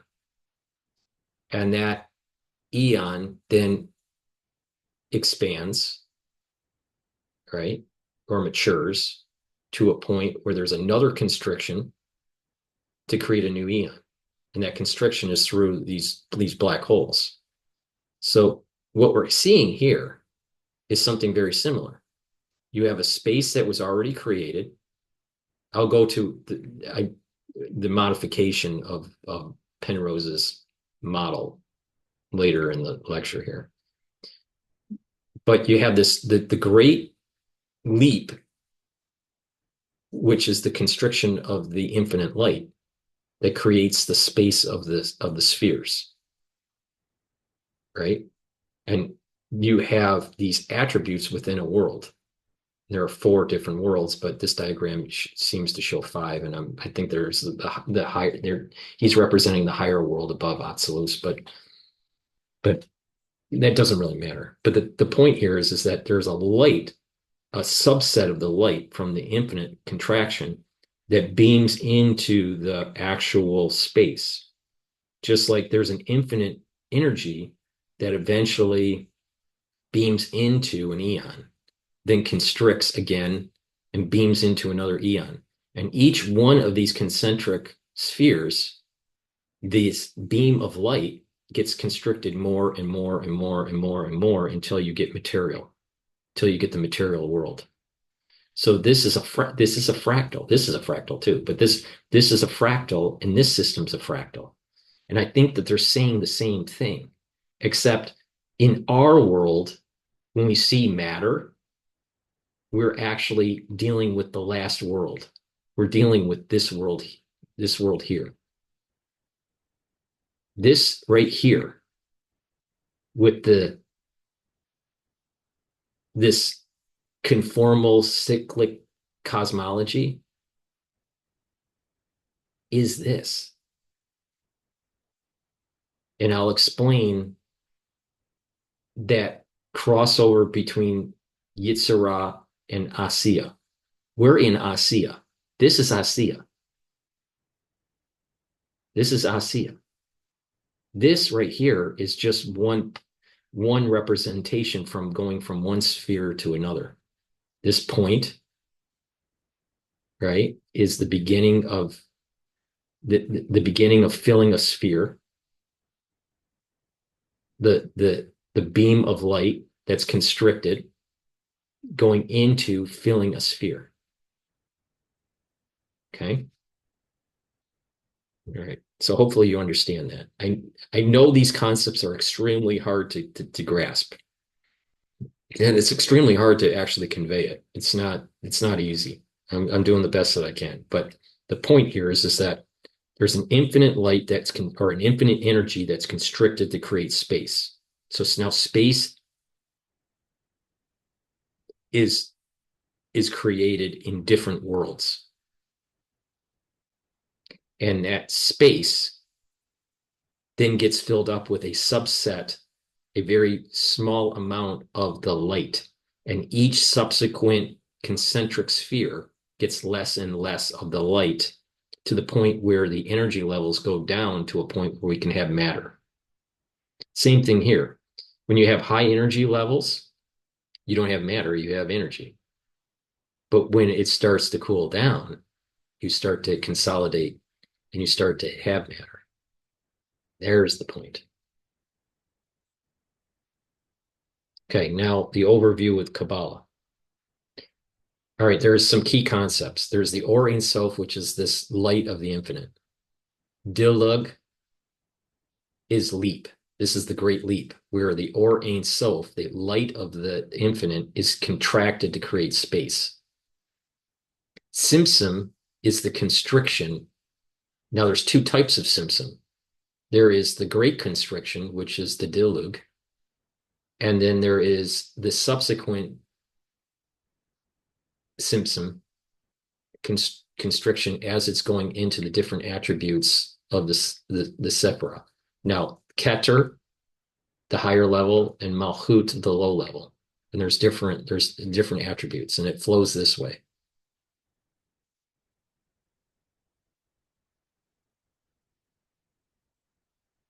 Okay. Now when so GETTR is connected to Malchut before, and Malchut is connected to GETTR below. So they feed each other, just like the Eon here. How you can have a GETTR turning into a Malchut, and that Malchut feeds into a new GETTR. Okay? GETTR, Malchut, the beginning and the end of that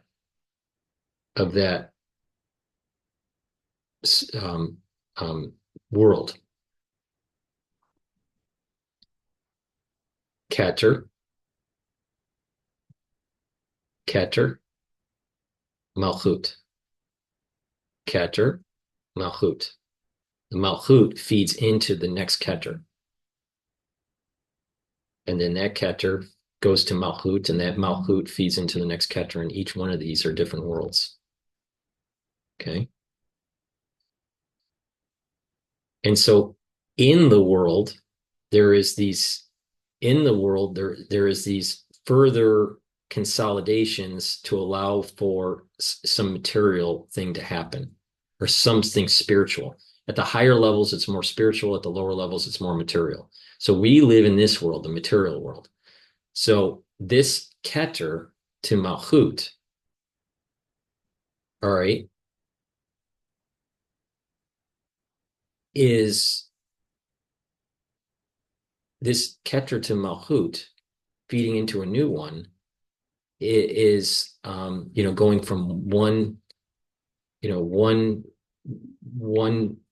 eon to another eon. Okay, it has a similarity there. Okay, so that's Simpson. So there's a constriction of this light as it's going from one sphere to another. It constricts more and more and more and more, and the energy constricts to the point where you can actually have matter, a physical world. At the higher levels, you can't have physical because the energy source is too high. And this is the reason why the light had to be constricted, because the infinite light of Ein Sof is too strong to exist. You can't exist with the light. It has to constrict. That's the point here. Can the universe exist with the energy levels at the Big Bang? No, of course not. It has to cool down. So we have a Goldilocks moment of existence. It's the same idea. It's the same concept. All right. Now, Kav is this light. This is the beam of light going into the spheres. Halal is the space after the Great Leap happened, after Dilug happened. So you had the infinite light, you had this great Simpson, the great contraction, which is Dilug, and what is left is a space of a void called Halal. All right. And then you have Kav going into the Halal to energize it, to create a kind of a frequency. The Sephiros is this. A Sephirah is a component of the Sephirot. All right. Okay. So that's the vocabulary. Now, there are different components, and this can get really complicated. I'm going to give you just an overview here. So you have Keter, Chachma, so you have crown, you have wisdom, you have understanding, you have mercy, severity, beauty, victory, splendor, foundation, and kingdom. All right. And as you can see that, there is the crown, which is the top, and then you have the bottom, which is the kingdom. And kingdom kind of is physical, right? A crown is trying to reach up to the infinite. If you look at a crown and it has points on it, it's trying to reach to the infinite. So there is this infinite aspect, and then there's the physical aspect. And each one of these is a world. Each one of these are attributes for a world. And this right here, like I said, from this point here to this point here is a world. And each one of these concentric circles or concentric spheres getting the Kav, this beam of light, is one of these attributes. So this is the upper world with Keter. This is wisdom. This is understanding, and going all the way to Malchut. And then Malchut of the upper world will feed into Keter of a lower world. Okay, so that's the whole point. And that the energy level of the Kav gets more and more constricted to allow for matter to materialize. Okay, now you have God's name, which is Yud, Hey, Vav, Hey. Okay. And you have these four different worlds: Atzilus, Bria, Yitzhara, and Asiya. And you can get in, depending on remember I said there was different Kabbalistic schools of thought. and depends on what you're mapping, depends on, what aspect you want to learn here. There is a summary Sephiros and then a detailed Sephiros. Now, from the summary Sephiros, if you only want to represent all the worlds with one, because this is fractal, if you want to represent all the worlds in one Sephiros instead of individual worlds with individual Sephiroses, then you would use this column here. And that would mean that Chachma is here, is wisdom, and that would represent Atzilus. Bina represents understanding, which would be Bria. And you have these attributes here, all these attributes here to represent Yetzirah, and then Malchut would be Asiya. That's using that's one school of thought. All right. If you wanted to represent the four worlds in one, if you want to map four worlds into one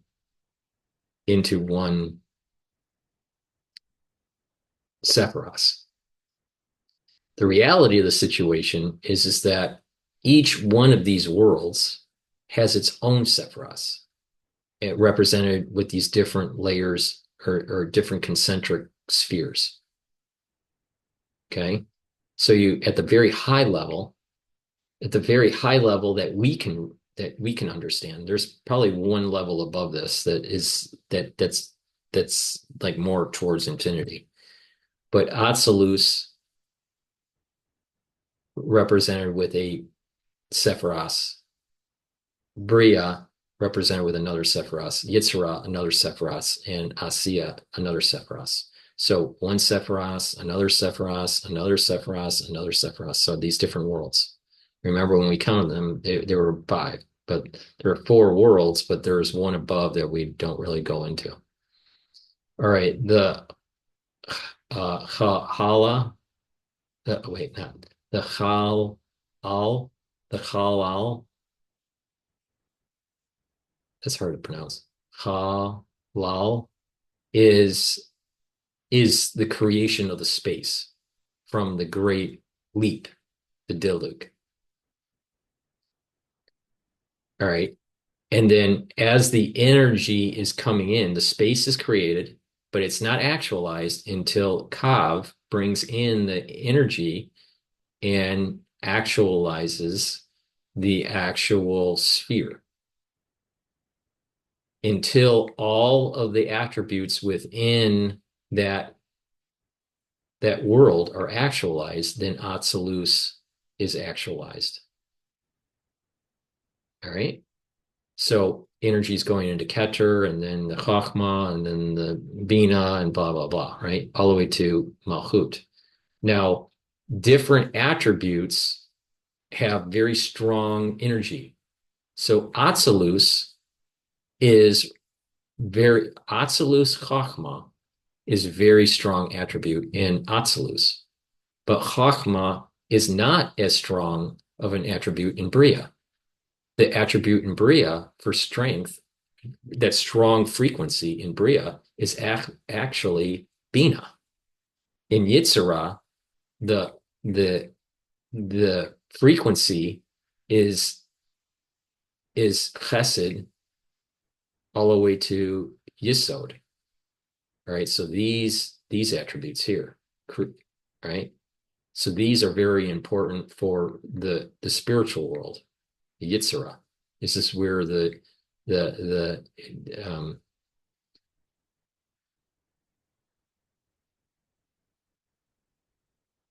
all these are spiritual worlds. These 3 are spiritual worlds, but this is kind of like more of what we would call angels. But you have souls and nishomas that can actually go higher than this. But the point here is that Yitzhara's attributes are an amalgamation, the strength attributes, all right? The attributes that have the highest frequency are right here. Bria, this is the attribute for Bria, frequency. And this one right here is the frequency for Atzilus. So not all of, they're all important, but one attribute is very strong depending on which world you're in. Now, Asiya, which is our universe, the material universe, it's Malchut, which makes sense because that's the lowest level. All right. So you have Kav coming in and flowing into these different attributes, creating the universe, actualizing the universe.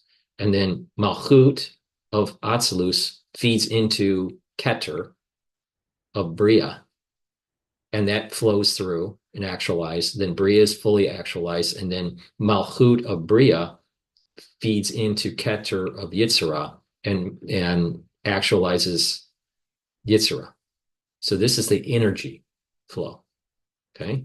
And then the same thing, Malchut of Yitzhara feeds into Keter of Asiya and then actualizes to Malchut. Now, in fractals, you can kind of see something very similar where you have a higher energy level going through a symptom that goes into a lower energy level that goes into another lower energy level and a lower. And if you zoom in to this, it's a fractal. It gets smaller and smaller and smaller and smaller and smaller, right? So this right here is a small representation of this. So, there's a constriction that's taking place, and then it goes into another world and additional constriction. So this could be, let's say, Atzilus in a fractal representation going into uh, um, Bria, and then going into another constriction, fractal constriction that goes into another one that's, let's say, Yitzhara. But this is a fractal. This is a fractal, and it's constricting. And so the Or Ein Sof is constricted at each step and getting less and less and less. Now, why is that important? Because I suspect, because of the Hawking point and the Hawking radiation, that each subsequent eon has less and less energy going into the future eon. Okay, now we're going to go over modified CCC from a Kabbalah perspective. Okay, so you have you have that model, that Penrose model, where you have the Big Bang and you have this light cone expansion of the universe, a natural expansion. It's not some inflationary thing. And it's just a natural expansion. All right. And then people would say, well, why is there acceleration? Why is there acceleration of of of objects farther away? They seem to be accelerating at a much faster rate. You can kind of see that in this example here from Escher, that all these are just scaled to a smaller and smaller and smaller, but they seem to be getting smaller at a faster rate, right? And this is something similar to what they're seeing with this. It's getting the universe seems to be expanding at a faster and faster rate. It's not linear. It's nonlinear.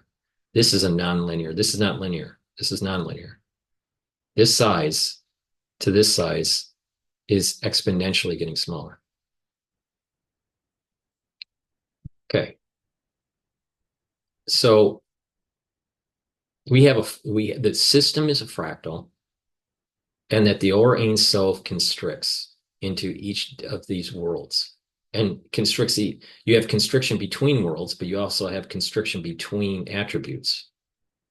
And that different attributes have a, a, a more dominant frequency, okay, depending on which world you're dealing with. We are in this world here. We are in Asiya, right? And our world has been actualized because we live in Malchut of Asiya, right? Okay. So the modified CCC from a Kabbalah perspective. Energy for each eon, okay, the energy for each eon less than previous eon. Due, this is due to, I should say. Let me correct that. Hold on. Due to, okay.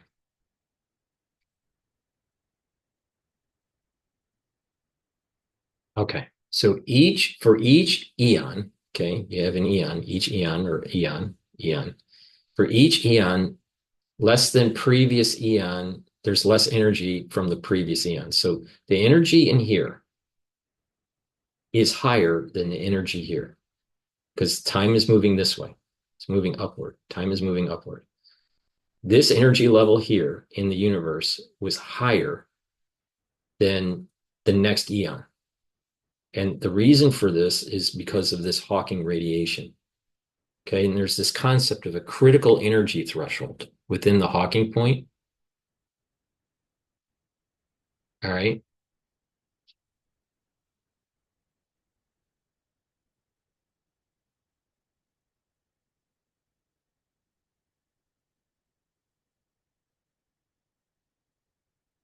There's a critical threshold that's not met. So you have some supermassive black holes that aren't reaching into the next eon. So you have energy that's left in the previous eon. This right here, this threshold, and and energy is held back in a previous eon is the Simpson that I'm talking about here. You have an energy flow, okay? You have an energy flow, Kav, flowing into eons. But that energy flow is constricting because there is energy that's left in a previous eon, just like there is energy that is constricting, right? And as the Kav flows down, there's less and less of the Or Ein Sof because it's constricted at each step. And each world has less energy. Atzilus has the most energy. Bria has less energy, but more than Yitzhara. Yitzhara has less than Bria, but more than Asiya. And Asiya has the least amount of energy to allow for matter to condense. All right. So here, each eon is going to have less and less energy as it moves through time. That's because Hawking radiation is radiating out into the space of that eon. The Hawking point, if it has a critical mass, if it has a not critical energy, I want to use energy, critical energy to go into the next eon, it will. But there are going to be some Hawking points that have not reached that critical energy level. And because they haven't reached that critical energy level, all that energy stays in that eon, doesn't cross over. It's only if it reaches a critical energy threshold where the crossover takes place. So this is the Simpson. So this reduction in crossover energy is similar to the Simpson-Cobb flow. All right. So therefore, the infinite number of eons not possible. Okay. Now Penrose is saying Penrose through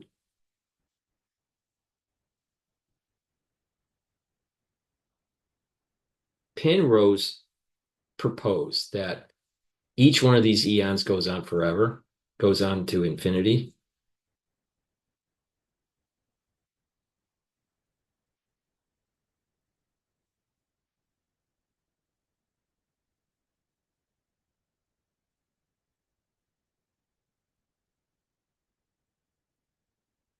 Right?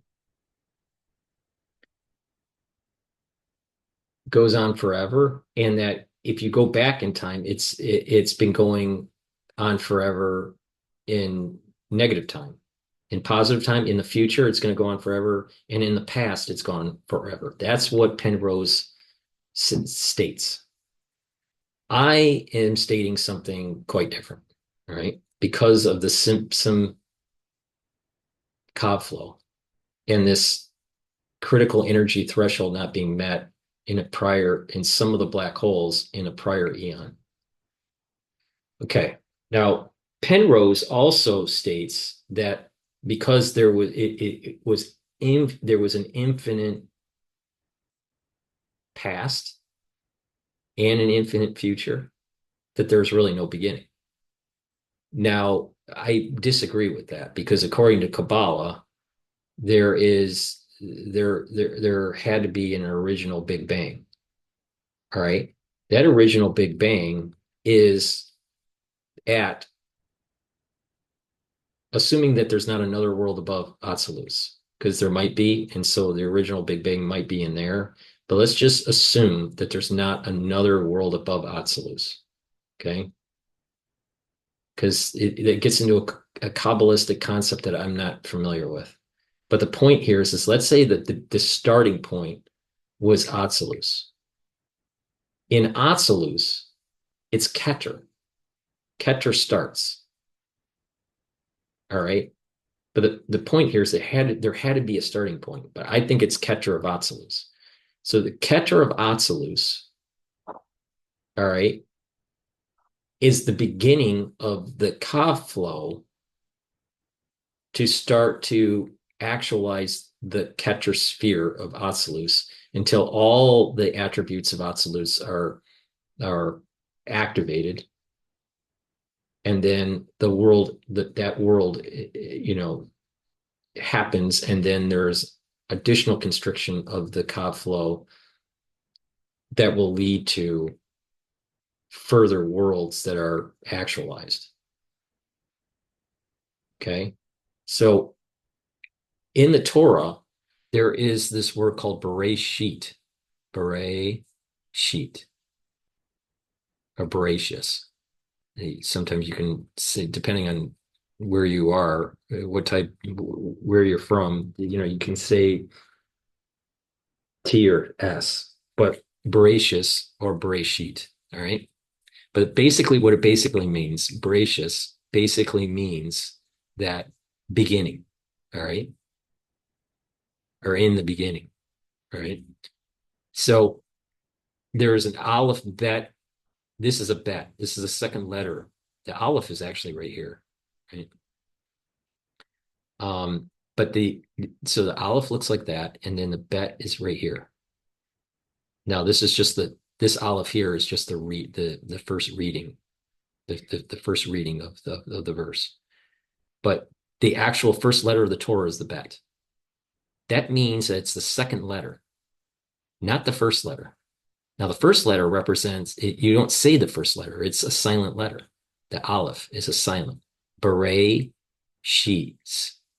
Bereshis, right? This is a silent letter. Now, there is, this curve here is 10. This is a yud. This is a yud. So this right here is here. This right here is also here. There's an upper and a lower world, and there is a division. There's a firmament between them. It's silent. So there's something that's silent that cannot be said. Now, we're talking about energy levels and frequencies. Remember this equation that I told you about? Right? Energy with the Planck constant with frequency can also equal mass with the uh, the light squared, right? The speed of light squared. So energy is a frequency.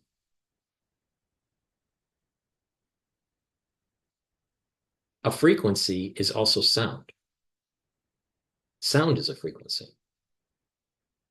So in the beginning, there was sound. Before the beginning, there was no sound. That's how you interpret this.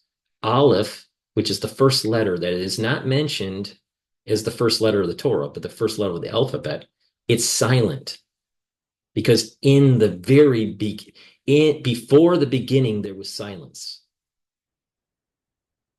And in the beginning, there was the great leap.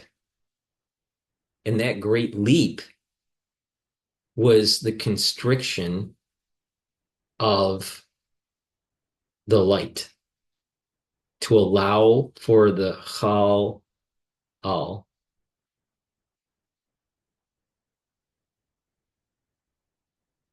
to form, which is the space of the spheres. All right. This bet, all right. Now think about it. It's called a bet. A bet. But t, this tet, this tau, this is the last letter of the Torah. This is not the last letter of the Torah, the last letter of the alphabet. Last letter of the Torah, I believe, is the Lamed. But what I'm saying is very deep. In the beginning, before the beginning, there was silence. In the end, there's a t sound. So bet. In the beginning, there was the speaking of the letters. The speaking of the letters is a frequency to actuate the actual spheres of each of the worlds. So each world can come to an existence. So Aleph, silent. In the beginning, before the beginning, there was silence.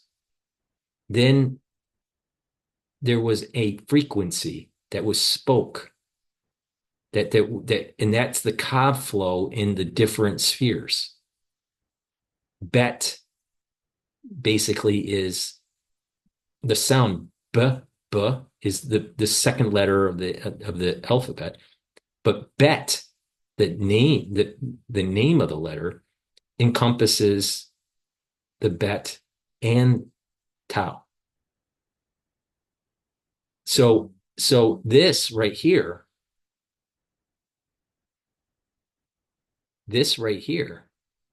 is basically saying all the letters that can be said were said in the beginning. B, bet. Even the way the way it happens in the mouth, when you say it, b, t, bet. It's changing the way the air is flowing out of your mouth and the way you're changing your tongue. B, it's with the lips, bet. And you're changing, and it's coming through it's how do I want to say this? It's doing a full Bereshit or Bereshit.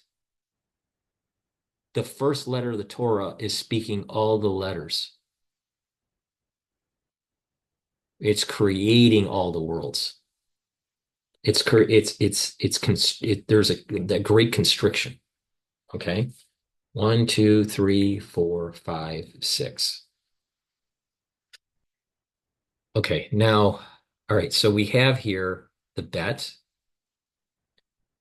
In the beginning is delineating before the beginning and after the beginning, right? There's a wall here. Remember, Aleph is silent. In the beginning, there was nothing. There was no frequency. There was nothing in existence. The bet, it's as if a mouth is pushing out bet. You're using the lips. It's like you're pushing out sound. It's like pushing breath into the world. The kav is flowing into the spheres. Okay. This wall here is saying you can't go beyond the beginning.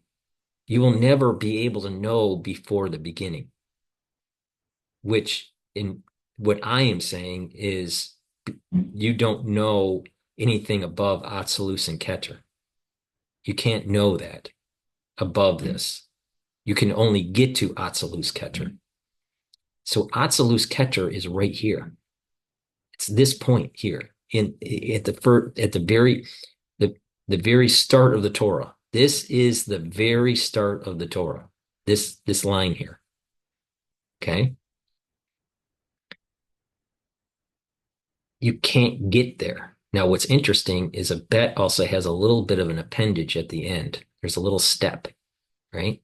So what's interesting here is that you have kind of a little bit of a hint that there is something flowing from the beginning into Atzilus Keter, this little appendage that's coming from some silent thing that's dealing with two upper and lower, something to deal with an upper world and a lower world that has a firmament. Okay. But this point here is an appendage or a little bit of an energy flow from the silenceness of it. But that's where the Kav flow is above Atzilus Keter. All right. But us as humans can never go beyond this wall. We can never know what Atzilus Keter is. Okay. So as the bet sound, you're kind of like breathe, it's like a forceful sound. Is bet, beret, beret, beret, beret. Okay. So you're pushing air out, just like flow of energy is going into the different spheres.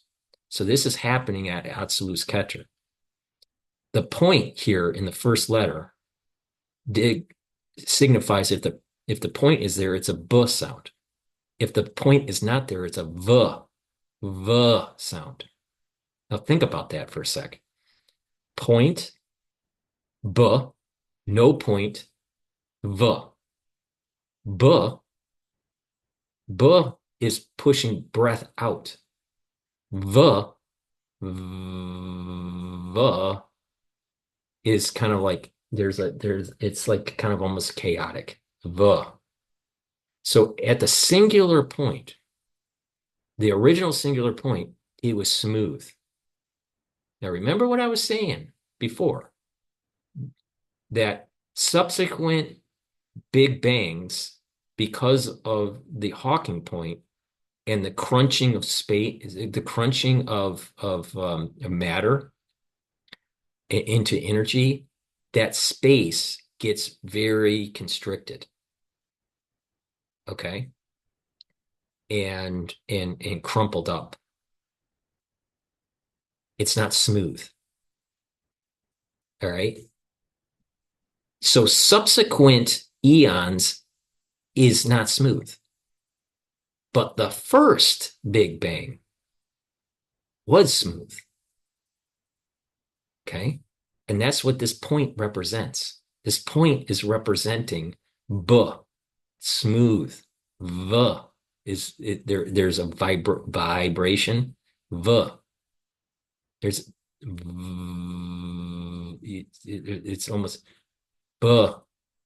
it pushes the breath out smoothly.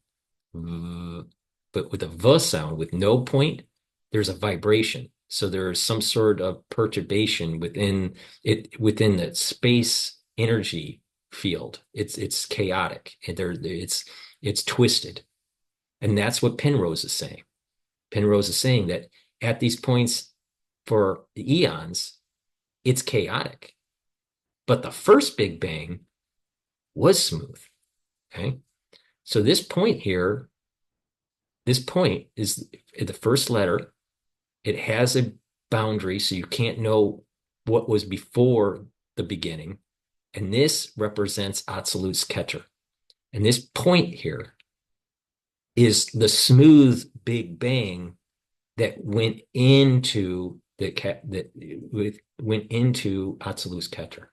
So this is the point that is representing the original singularity, the start of all the worlds.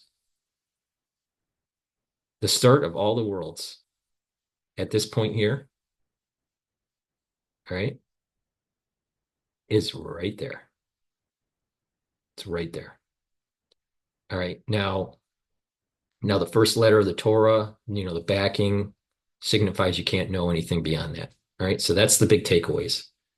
So there had to be an original Big Bang that was smooth, way in time. Now, if we count this, if I'm right, you have 10 systems. You have 10 systems. You have 10 attributes for each world, and you have 4 worlds. All right. You may have an upper world that deals with the Aleph and not the Bet. All right. We're not going to get into that world. We're not going to get into that because I don't understand the Kabbalah on that. But with this, you have 10 attributes for each world. You have 4 worlds. That means you have 40 constrictions. You have 40 spheres, 40 individual constrictions, lower symptoms. You have the big constriction that created the space, the deluge. But then you have individual symptoms with this Kav flow that gets smaller and smaller and smaller with this Or Ein Sof, this energy field starts to get more and more constricted. So you have 40 of these. So my understanding is here that at most you will have 50 eons. At most 50 eons. It's very possible that you only have 40. Okay. It depends on if there's a world above Atzilus. But that is beyond what we can know because that's the Aleph and that's beyond this border. So I'm going to assume that it's 40 world, 40 eons, okay, or constrictions, but not all eons are similar. More eons are more and more energetic. All right. Now, it's possible that we have 50 eons, but let's go with 40. So 40 to 50, not sure. But not all the eons are similar. These eons in Atzilus, if we had eons in Atzilus, Yitzhak, Bria, they would be at a higher energy level that doesn't create matter. It's more, and they probably are formed quicker. Okay. But they're similar. There are eons that are in these different worlds. All right. Each one of these can be an eon. All right. But they are happening quick because they're like pure energy. But that energy is at a lower intensity as you go down the chain here. Now you get into our world of material. Now these eons are going to be closer to these types of eons where there's matter. Okay. Gets closer and closer to matter. Now there's 2 types of interpretation. GETTR of Asya would be more energetic than Malchut of Asya, therefore less matter, more energy. Malchut of Asya is more matter, less energy. So one interpretation is that we've had other eons, but those other eons had more energy in them and less matter. Now, it's possible if this line of thinking is right, it's possible that in our universe we only really had 10 eons that are something like this. But each eon was slightly less matter oriented in the past and more matter in the future, or more material in the future. Okay. But it seems to me that there are 10 eons within the material world. Yetzirah is not material, it's energy, but less energy than Bria, and the same thing with Bria to Atzilus. So Yetzirah has no material. It's energy, but lower energy. These constrictions going in the material world, it becomes more and more material, and it's the most material in Asiya Malchut right here. Then Asiya GETTR. GETTR is more energetic, less material. So the interpretation is that we have 10 eons that are more like this with matter, but another interpretation is that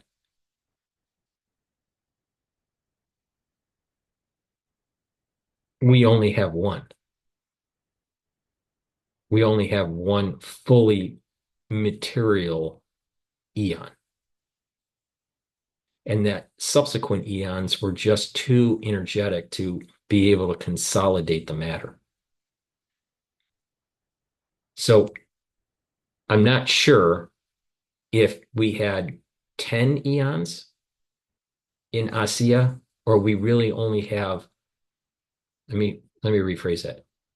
I'm not sure if we have 10 eons in Asiya that are material, that have material, or we only have one eon that is material, and the subsequent eons were less material and more energetic, up to the point where you could have no material at all. So either 10 or we only have one. The point here is that what eon are we in? All right. I'm diverting from Penrose and saying that there was a beginning, and that started at Atzilus GETTR, and that was smooth, and it was a smooth Big Bang because of this point that's in the Bet, the first letter of the Torah. And that was the first eon, but it was a super energetic eon that did not have material. Okay. Now, there was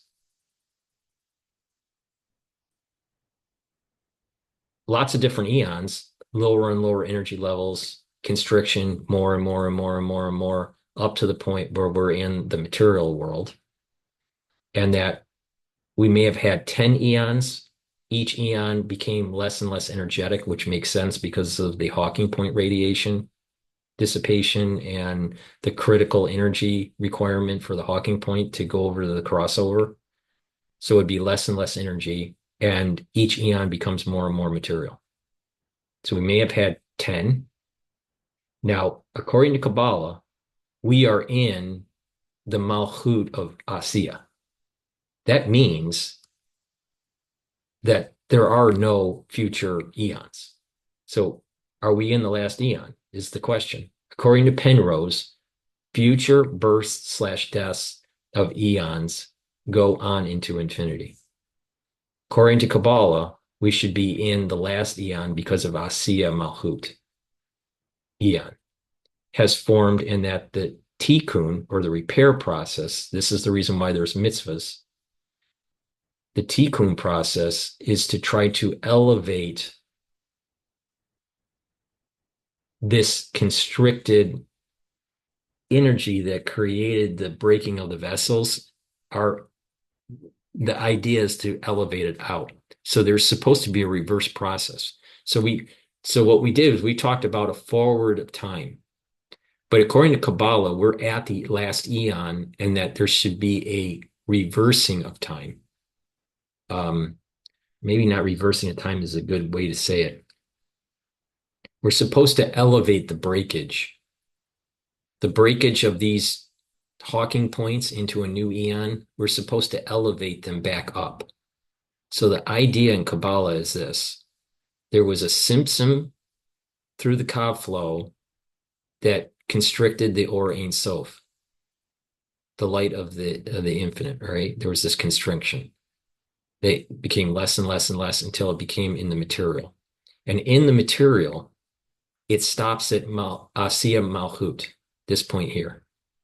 The whole idea is to elevate the material world into the spiritual world by observance of certain types of ways of life. Now that's a spiritual way, but of maybe of what the universe is going to do. And I'm wondering, and this is it's just food for thought. Kav flow may actually go in reverse after something happens in our universe, that the energy actually starts to flow back up. I'm not sure if this is a fixed situation or what, but there is this tikkun that's supposed to take place to repair the breakage of the vessels. This light flow going in, there's supposed to be a tikkun process to allow for it, for everything to elevate back up to absolutes of Chachma, because absolutes of Chachma is the main attribute for Atzilus. Absolute and Atzilus is the same thing. Depends on the way you say the last letter of the Hebrew alphabet. But Atzilus, Chachma, is the strongest attribute of the Atzilus. So this tikkun process is supposed to repair and elevate it up into Atzilus of Chachma. Now there is some GETTR thing going on with above Atzilus that I don't understand. I don't understand it. I'm not knowledgeable enough to understand it. But the thing is that this thing here seems to say that each eon there's less energy,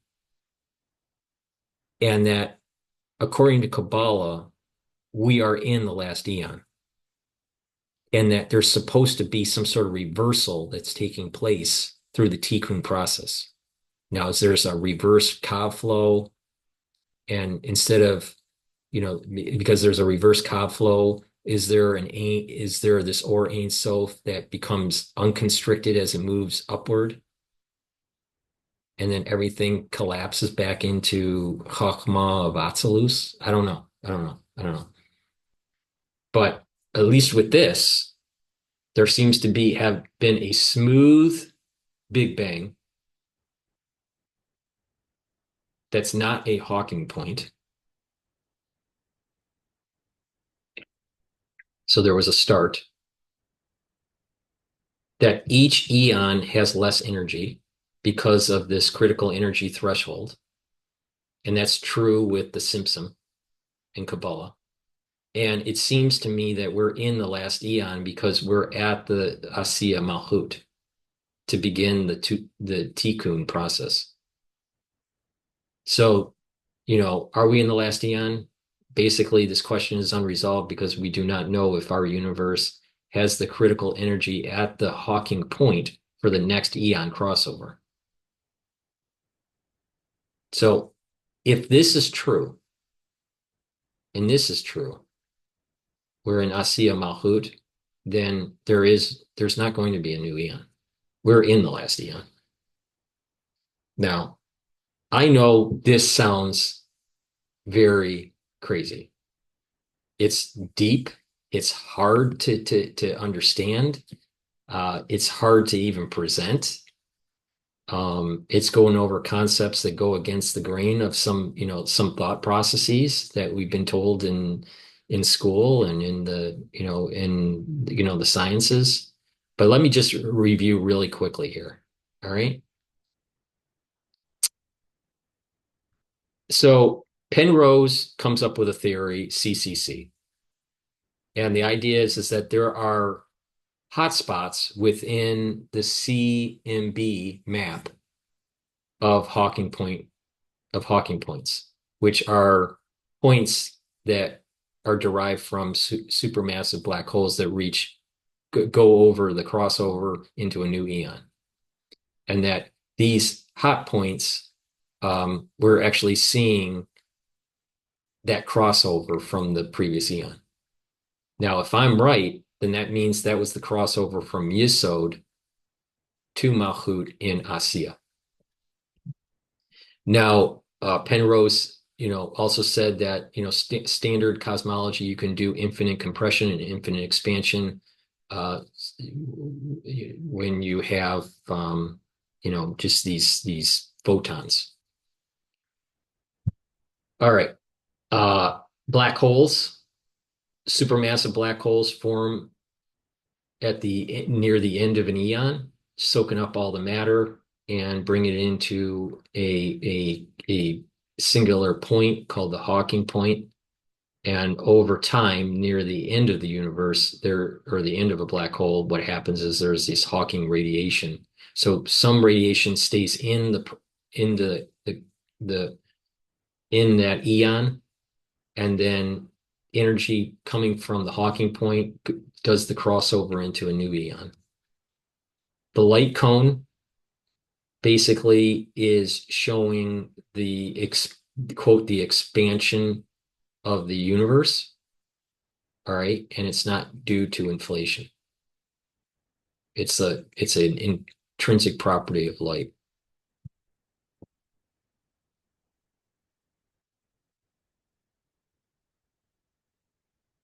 That light wants to spread apart. That's the point. You don't need the space to expand. Escher was also trying to represent infinity, and there seems to be similarities between Kabbalah and the CCC. All right, because of the constriction going into a new eon, there's a constriction going into a new Sephirah.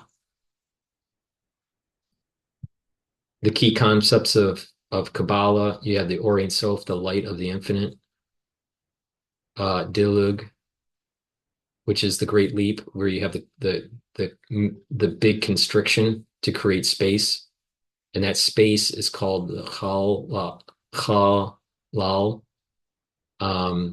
Then you have energy source, a constrictive energy source feeding the Chal. Wait, it's hard to pronounce.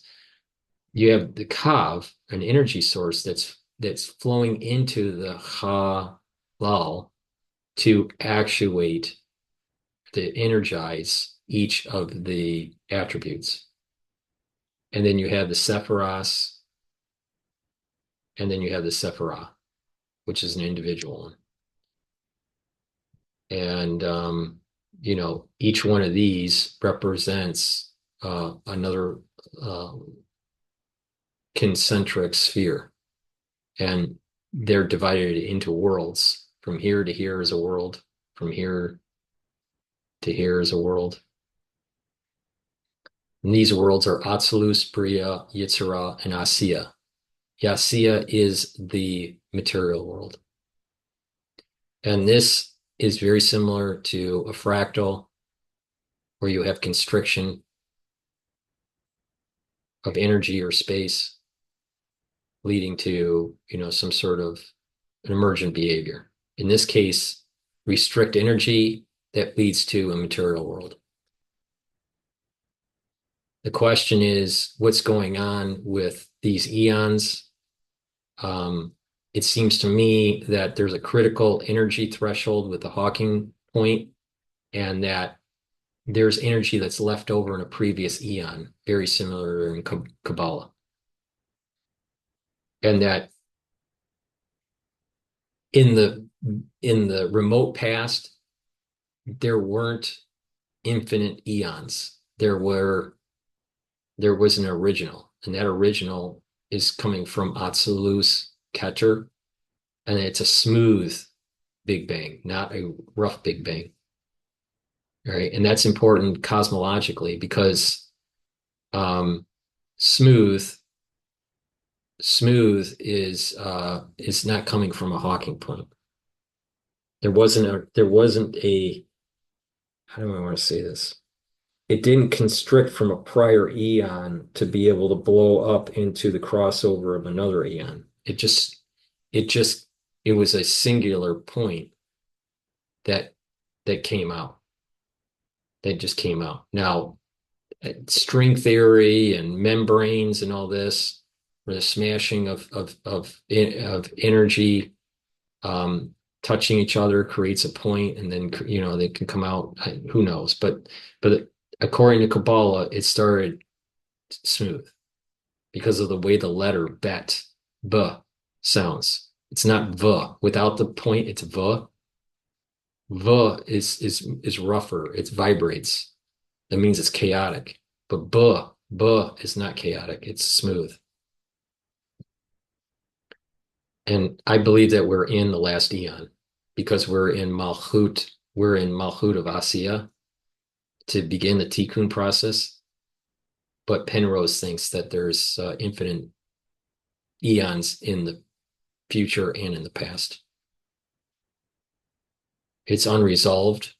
If I'm right, then the Hawking point in this universe that we're in will not reach the critical energy to cross over to the next eon. Okay, well, that was it. I know this was difficult to grasp. It's not easy for even me to do this.